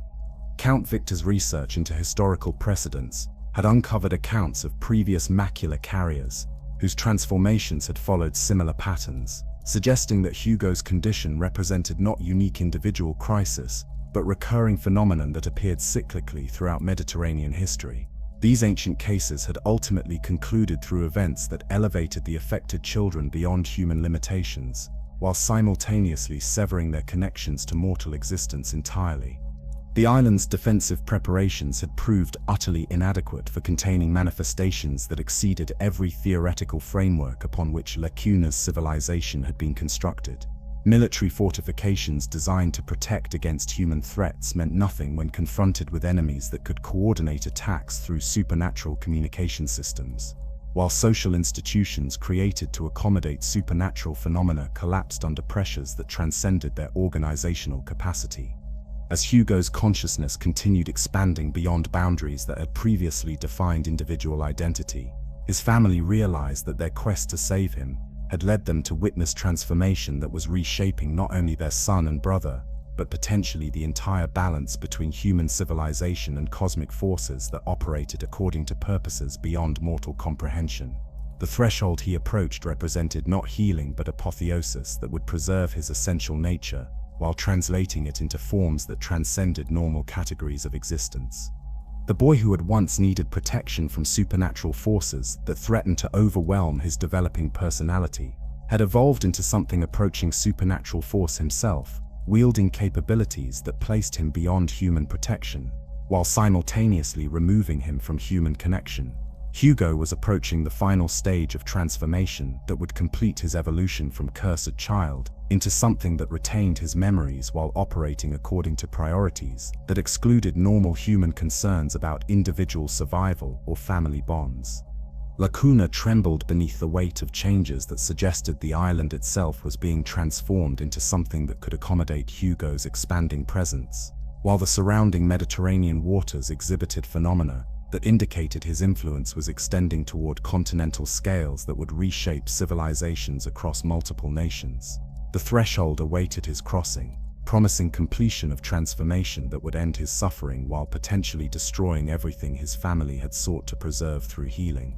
The transformation that consumed Hugo during his final crossing of the Macula threshold transcended every boundary between individual consciousness and cosmic force, creating a hybrid entity that retained fragments of the boy's memories while operating according to priorities that encompassed global rather than personal considerations. His physical form had become a conduit for energies that reached across continents, establishing telepathic connections with rodent populations throughout Europe and beyond, creating a distributed intelligence network that responded to his emotional states with coordination that suggested single-minded purpose rather than chaotic animal behavior. Lucas watched this metamorphosis with the analytical precision of someone whose alchemical training had prepared him to observe supernatural phenomena without losing sight of essential human values that distinguished healing from mere transformation. His years of study had taught him to recognize the difference between beneficial change and fundamental corruption, allowing him to perceive that whatever Hugo was becoming retained only surface resemblance to the child they had sought to save through their desperate journey across Mediterranean waters. The rat armies that answered Hugo's unconscious commands had organized themselves into military formations that demonstrated tactical intelligence far exceeding normal animal capabilities, coordinating attacks across multiple fronts while maintaining communication networks that allowed real-time adjustment of strategy based on enemy responses. These creatures moved with precision that suggested conscious planning rather than instinctive behavior, executing complex maneuvers that required understanding of terrain, logistics, and psychological warfare principles that no rodent species should have possessed. Amicia found herself trapped between her protective instincts and growing recognition that the brother she loved had been replaced by something that wore his face, while pursuing objectives that threatened every innocent life within reach of his expanding influence. Her combat skills meant nothing against enemies that could emerge from every shadow and crevice, while her tactical thinking proved inadequate for devising strategies against opponents whose coordination transcended normal military categories of analysis.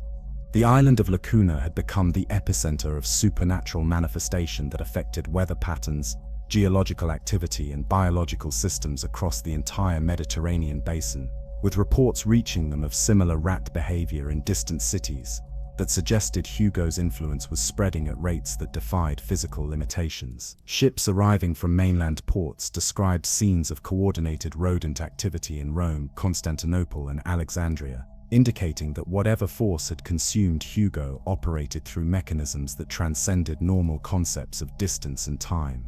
Victor's documentation of these phenomena provided scientific verification of transformation events that challenged fundamental assumptions about the nature of individual identity and consciousness. His measurements indicated that Hugo's vital signs had synchronized with environmental rhythms on scales that included tidal patterns, atmospheric pressure variations, and even celestial movements that suggested integration with cosmic forces operating according to rules beyond human comprehension. The boy who had once needed protection from supernatural forces had evolved into something that commanded those same forces with authority, that approached omnipotence within his expanding sphere of influence. His voice carried frequencies that could shatter stone or calm storms with equal ease, while his thoughts shaped reality according to patterns that reflected alien rather than human priorities for organizing matter and energy. Lucas recognized the approach of decisions that would define not only Hugo's ultimate fate, but the survival prospects of every human population within reach of his transformed capabilities. The alchemical knowledge that had once offered hope for healing now provided analytical framework for understanding that some transformations could only be ended through methods that prioritize collective survival over individual preservation, regardless of personal cost to those forced to implement such solutions. The family's desperate flight from Cuna's collapsing civilization carried them toward mainland territories where Hugo's influence had begun manifesting through phenomena that suggested the early stages of continent-wide ecosystem reorganization. Rats in Marseille had abandoned their normal nocturnal patterns to move in coordinated daylight formations, while livestock throughout Provence exhibited stress behaviors that indicated awareness of approaching supernatural threat. Hugo's consciousness during this period seemed to fragment across multiple levels of awareness that allowed him to observe his own condition with detached analytical precision, while simultaneously experiencing the full emotional impact of his separation from human connection. He described sensations of expansion that encompassed not only the Mediterranean basin, but awareness of similar manifestations beginning to appear in distant lands where other children might be undergoing parallel transformations. The supernatural energies radiating from his transformed physiology created environmental effects that made normal human habitation impossible within increasing distances from his physical location, as temperatures fluctuated beyond survival ranges, while atmospheric conditions shifted according to patterns that served rat population needs rather than human respiratory requirements. Cities evacuated as his approach triggered infrastructure failures that resulted from coordinated rodent activity targeting essential systems. Amicia's injuries during their escape from Cuna had left her unable to maintain the physical demands of protecting Hugo from external threats, creating tactical vulnerabilities that forced Lucas to assume responsibilities that exceeded his training and emotional preparation. The young alchemist found himself confronting decisions that would haunt him regardless of their outcomes, as every available choice involved betraying either his loyalty to Hugo or his duty to preserve innocent lives throughout the Mediterranean world. The mainland territories they reached showed clear evidence of Hugo's expanding influence through environmental changes that indicated permanent rather than temporary alteration of natural systems. Plant life had begun adapting to serve rodent nutritional needs, while water sources acquired chemical compositions that supported massive rat populations while becoming toxic to human consumption. The very landscape was being transformed to accommodate species relationships that placed rats at the apex of biological hierarchy. Hugo's physical form had become translucent at moments when his supernatural episodes reached peak intensity, revealing internal structures that resembled neither human anatomy nor recognizable biological organization. His blood carried luminescent properties that suggested alchemical transformation at the molecular level, while his skin exhibited temperature variations that indicated metabolic processes operating according to principles beyond conventional medical understanding. The boy's conversations with his remaining family members acquired prophetic dimensions that demonstrated awareness of future events, extending far beyond immediate circumstances, as he described seeing probability streams that encompassed decades of potential development depending upon choices made during current crisis moments. His knowledge included specific details about consequences that would follow from different approaches to resolving his condition, yet his emotional detachment made such information feel like strategic briefings rather than personal communications. Lucas's final decision emerged from recognition that Hugo's transformation had progressed beyond any possibility of reversal through conventional healing methods, while allowing continued progression would result in casualties that could encompass entire civilizations. His alchemical training had taught him to recognize when theoretical solutions become practically impossible, requiring acceptance of alternatives that prioritize limiting damage over achieving ideal outcomes. The moment of ultimate choice arrived when Hugo's latest episode threatened to extend his influence beyond Mediterranean boundaries toward global manifestation that would reshape human civilization, according to priorities that excluded normal concepts of individual rights or species survival. Lucas understood that ending Hugo's life represented not murder but mercy, preventing suffering on scales that would dwarf any personal tragedy, while offering the boy release from transformation that had already destroyed everything about him worth preserving.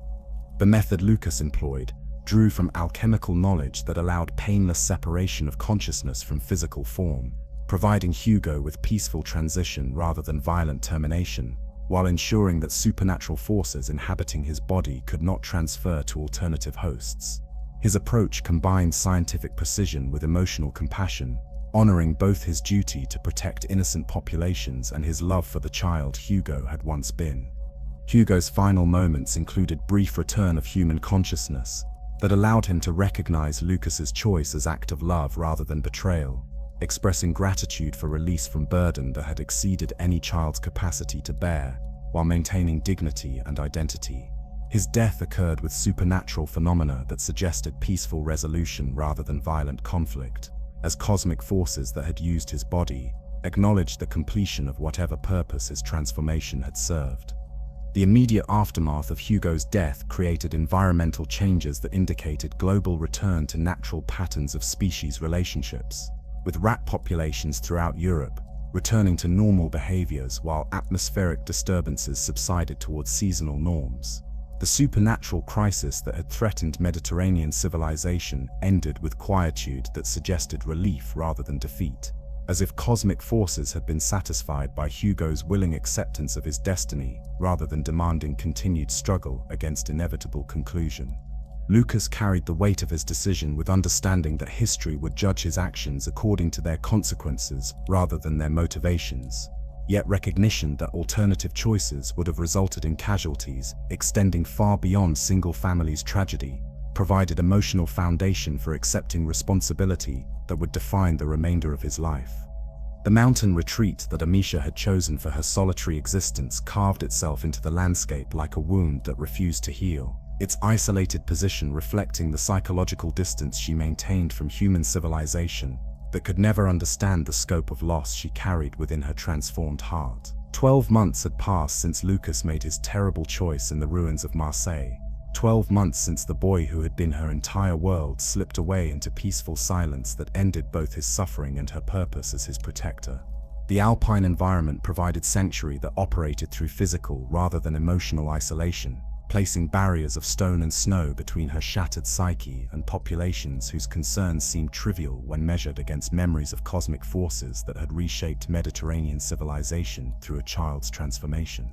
Her daily routines followed patterns designed to occupy her mind with immediate survival needs that left little energy for dwelling on alternative choices that might have produced different outcomes. Lucas had established his new research facility in a monastery whose surviving monks understood the value of silence and contemplation for minds that had witnessed phenomena beyond normal human experience. His alchemical work continued along paths that incorporated hard-won knowledge about supernatural forces that operated according to rules his previous theoretical frameworks had never anticipated. The equipment scattered throughout his converted laboratory represented attempts to develop early warning systems for detecting future macula manifestations before they progressed beyond possibility of intervention. The young man who had once pursued alchemical studies with academic enthusiasm now approached his research with grim determination, born from understanding that knowledge without wisdom could facilitate tragedies that exceeded personal loss to encompass civilizational collapse. His formulations focused on prevention rather than cure, developing compounds that might strengthen children's natural resistance to supernatural influence during critical developmental periods, when such infections typically established their hold. Amicia's psychological healing followed patterns that resembled physical recovery from catastrophic injury, involving months of basic functionality punctuated by episodes of overwhelming grief that threatened to destroy whatever progress she had achieved toward accepting her new reality. The mountain environment provided natural metaphors for her internal landscape, with peaks that represented moments of clarity, alternating with valleys that symbolized periods when memory threatened to consume her entirely. Her combat skills had evolved during the year of isolation into something approaching supernatural precision, as if Hugo's death had transferred fragments of his enhanced awareness to strengthen her own capabilities beyond normal human limitations.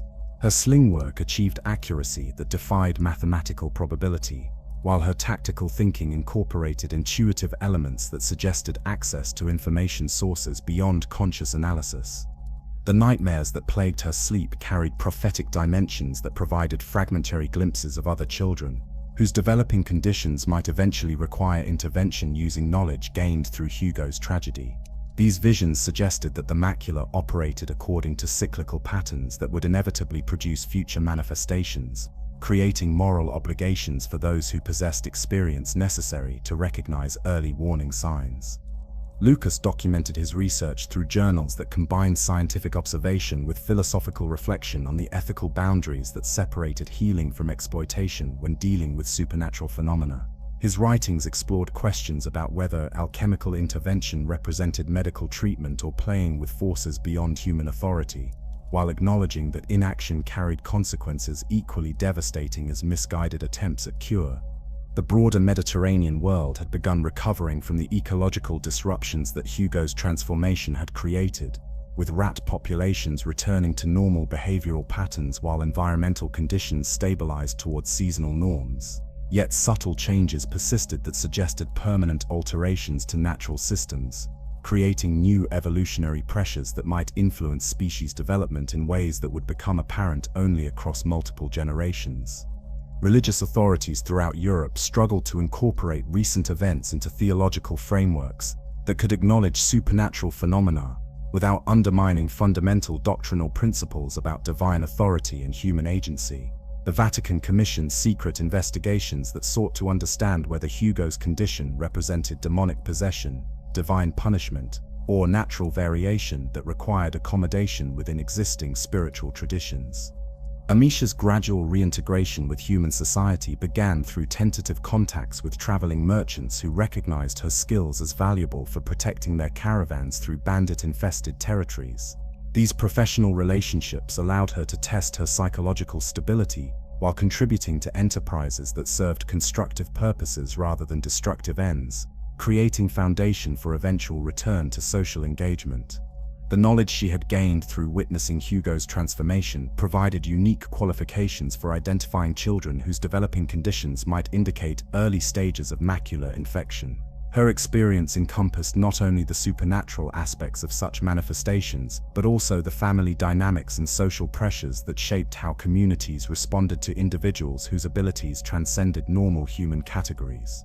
Lucas's correspondence with scholars throughout Europe created networks of information exchange that might provide early warning systems for detecting future supernatural crises before they progressed beyond possibility of management.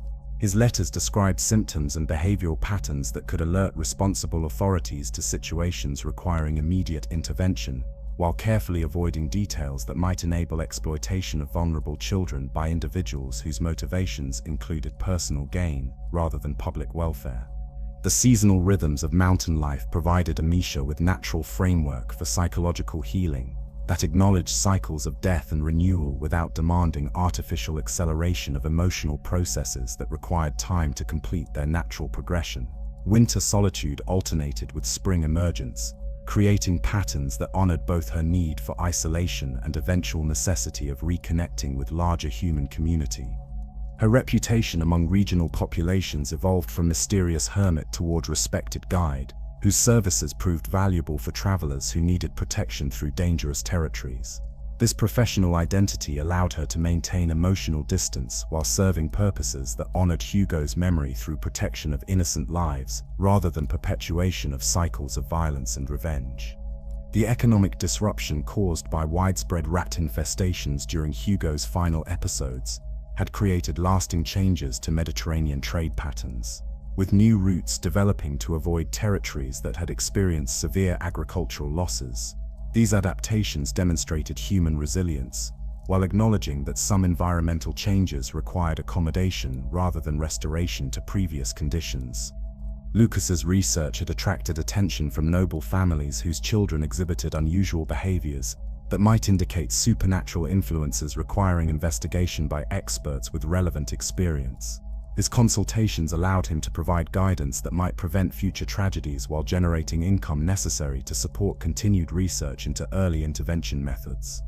The memorial that Amicia constructed on a mountain peak visible from surrounding valleys served multiple purposes, honoring Hugo's memory while providing landmark that symbolized hope for travelers who faced their own challenges, navigating difficult terrain.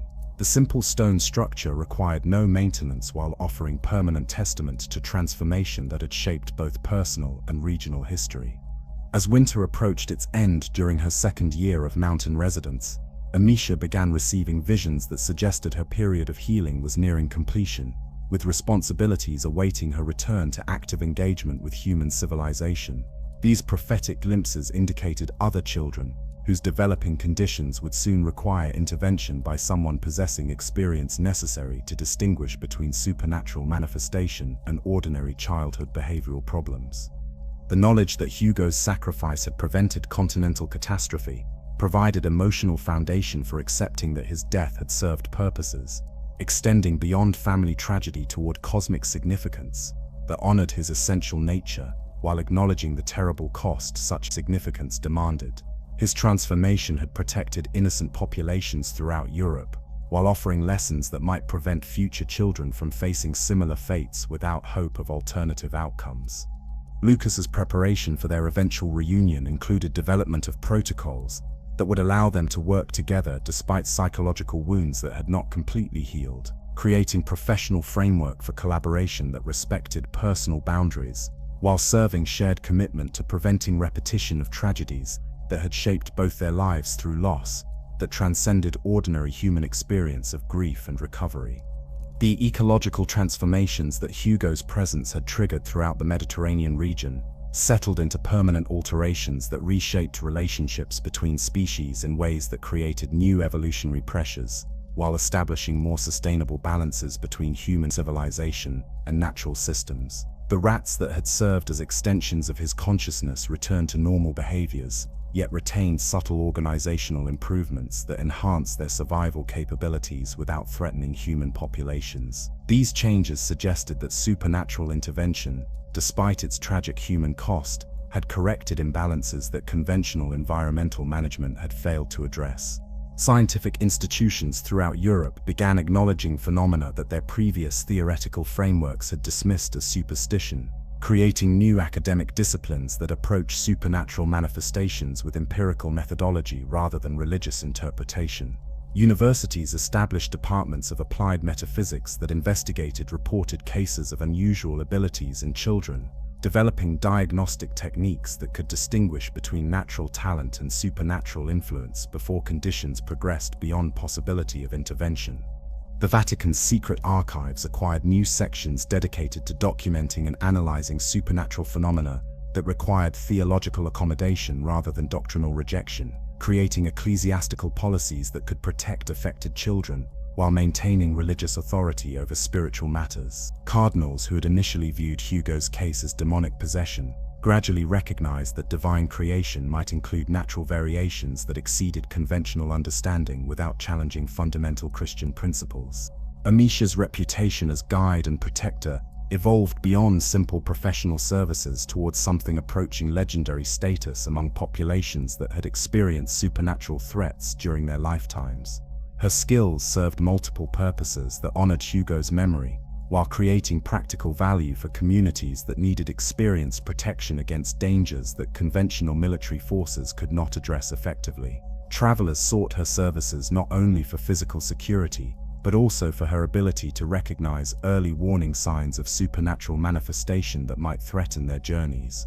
Medical practitioners throughout the Mediterranean developed new approaches to childhood development that incorporated awareness of supernatural sensitivities without pathologizing natural variations in young people's abilities. These diagnostic improvements allowed early identification of children whose conditions might require specialized care, creating intervention possibilities that had not existed during Hugo's transformation. The tragedy of one family's loss was slowly generating preventive measures that could spare future families from similar suffering. Lucas's research network had expanded to include scholars, physicians, and religious authorities, whose combined expertise created comprehensive understanding of macular manifestations that approached the condition from multiple disciplinary perspectives simultaneously. Their collaborative work produced treatment protocols that addressed both supernatural and conventional medical aspects of the curse, developing therapeutic approaches that might slow or prevent progression toward final transformation. Educational institutions began incorporating basic information about supernatural phenomena into standard curricula, ensuring that future generations would possess knowledge necessary to recognize and respond appropriately to manifestations that previous societies had faced without adequate preparation. These academic reforms created cultural foundation for reducing stigma associated with affected children, while providing practical guidance for families and communities that encountered such situations. Economic systems adapted to accommodate periodic disruptions caused by supernatural manifestations, developing insurance mechanisms and emergency response protocols that could minimize damage when children with unusual abilities experienced episodes that affected surrounding populations. These practical adjustments demonstrated human capacity for incorporating supernatural elements into ordinary social organization without requiring abandonment of civilized values. Amicia's psychological recovery had created emotional resilience that allowed her to serve as counselor for families whose children exhibited early signs of supernatural sensitivity, providing guidance based on lived experience rather than theoretical knowledge. Her conversations with desperate parents carried authority that academic experts could never achieve, offering hope grounded in realistic understanding of available options rather than false promises of certain cure. The agricultural innovations that emerged from studying environmental changes in regions affected by Hugo's transformation produced farming techniques that worked with natural rodent behaviors rather than against them, creating pest management systems that maintained ecological balance while protecting human food supplies. These developments suggested that catastrophic supernatural events might catalyze positive adaptations that improved long-term sustainability of human civilization. Regional governments implemented policies that provided support for families dealing with children whose conditions might require specialized care, extending beyond conventional medical or educational services. These social programs created safety nets that prevented isolation and desperation of the type that had driven the Rune family's tragic journey across Mediterranean waters in search of healing that did not exist. Religious communities developed ritual practices that honored children lost to supernatural transformation, while providing comfort for surviving family members whose grief carried dimensions that ordinary bereavement counseling could not address adequately. These ceremonies acknowledged both personal loss and cosmic significance of such tragedies, creating spiritual framework for accepting outcomes that challenged fundamental assumptions about divine justice and individual deserving. Lucas's continuing research had identified genetic markers that might indicate hereditary predisposition to macular sensitivity, creating possibilities for family planning that could reduce transmission of the curse to future generations, while respecting individual choice about reproductive decisions. This scientific progress offered hope for gradually eliminating the condition through natural rather than supernatural intervention. The artistic communities throughout Europe began creating works that commemorated supernatural manifestations as historical events worthy of cultural preservation, rather than shameful secrets requiring concealment. Paintings, sculptures, and musical compositions honored children like Hugo, while educating audiences about phenomena that had shaped regional history in ways that official chronicles had deliberately obscured. International cooperation between scholars studying supernatural phenomena created information-sharing networks that could provide rapid response to emerging cases before local authorities faced crises beyond their capacity to manage effectively. These collaborative systems represented recognition that supernatural threats transcended political boundaries, requiring coordinated responses that prioritized human welfare over national sovereignty concerns.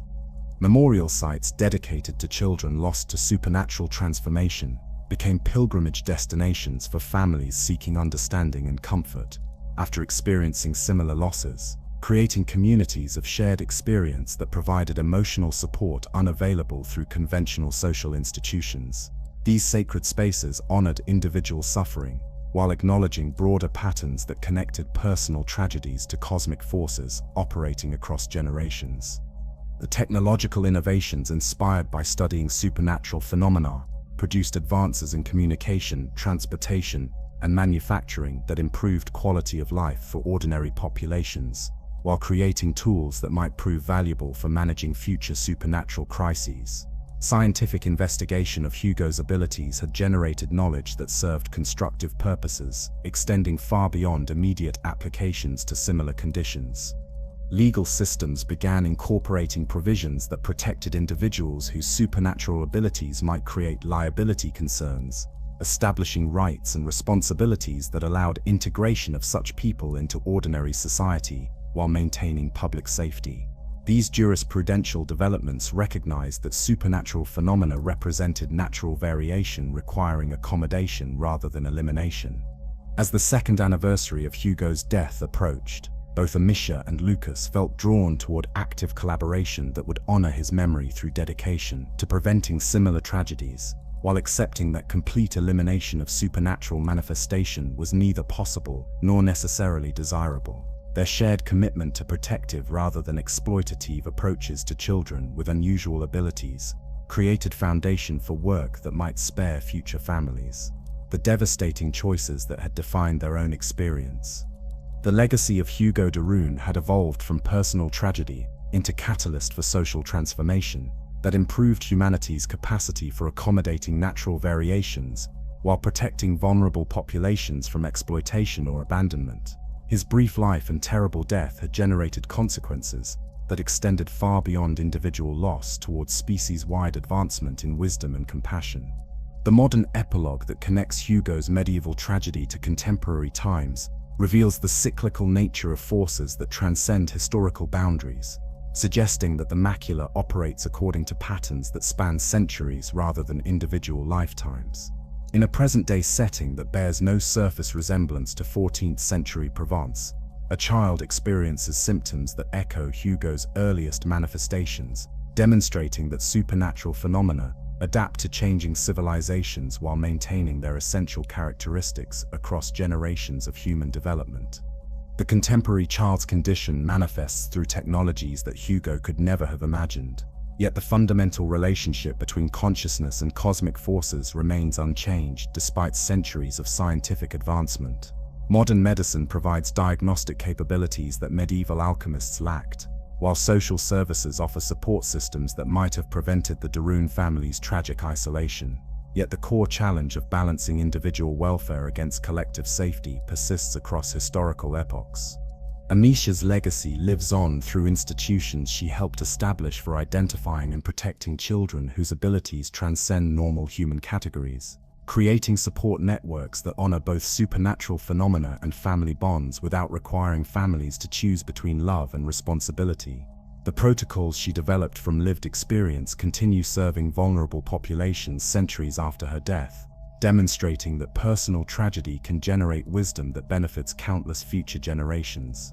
The knowledge that Luke has preserved through his research provided foundation for scientific approaches that gradually reduced the stigma and danger associated with supernatural manifestation, creating educational frameworks that prepared society to accommodate rather than fear children whose abilities exceeded conventional boundaries. His documentation of Hugo's transformation became essential reading for specialists who encounter similar cases, offering insights that combine empirical observation with emotional understanding. Archaeological discoveries on the Cuna continue revealing artifacts that connect Hugo's experience to broader patterns of supernatural manifestation throughout Mediterranean history, suggesting that his individual tragedy represented one episode in cosmic cycles that operate according to purposes beyond human comprehension. These findings provide context that transforms personal loss into historical significance while honoring the emotional cost paid by families caught within forces larger than individual choice or circumstance. The environmental changes that resulted from Hugo's presence established new ecological balances that proved sustainable across centuries, demonstrating that catastrophic supernatural events might serve corrective functions that benefit long-term planetary health, despite their devastating immediate impact on human populations. Modern environmental science recognizes these historical disruptions as examples of natural system reorganization that created more resilient ecosystems. Religious institutions have evolved to accommodate supernatural phenomena within theological frameworks that acknowledge divine creation's complexity without requiring abandonment of fundamental spiritual principles, creating pastoral care approaches that serve families facing circumstances similar to those that challenged the de Rune family's faith. These developments represent synthesis between empirical knowledge and spiritual wisdom that honors both scientific understanding and religious conviction. The contemporary child who exhibits early signs of macular sensitivity exists within support systems that the de Rune family never experienced, yet faces challenges that transcend historical context to touch universal themes about individual identity, family loyalty, and social responsibility. Modern resources provide options that medieval families lacked, while fundamental questions about supernatural phenomena remain as complex and emotionally demanding as they were centuries ago. International cooperation between researchers studying supernatural phenomena has created global networks that can respond rapidly to emerging cases before local authorities face crises beyond their capacity to manage, representing practical application of lessons learned from historical tragedies like Hugo's transformation. These collaborative systems demonstrate humanity's capacity for learning from past suffering to prevent future catastrophes. The philosophical questions raised by Hugo's story continue resonating through contemporary debates about genetic engineering, consciousness research, and the ethical boundaries of scientific intervention in human development. His experience provides historical precedent for considering how society should respond to individuals whose abilities challenge conventional understanding of human potential and limitation. Modern therapeutic approaches incorporate insights gained from studying historical cases of supernatural manifestation, developing treatment protocols that address both conventional psychological needs and unique challenges faced by children whose abilities operate beyond normal categories of human experience. These advances represent synthesis between ancient wisdom and contemporary knowledge that serves affected families more effectively than either approach alone. The artistic interpretations of Hugo's story have evolved across centuries to reflect changing cultural values, while maintaining core themes about love, sacrifice, and the price of protecting innocent lives from forces beyond individual control. Contemporary works continue finding new ways to honor his memory, while making his experience relevant to audiences who face different but analogous challenges in their own lives. The scientific study of consciousness, has been enriched by historical documentation of cases like Hugo's transformation, providing empirical data about phenomena that operate at the intersection between individual psychology and cosmic forces. These investigations suggest that supernatural manifestations might represent natural variations in human potential that require accommodation rather than elimination.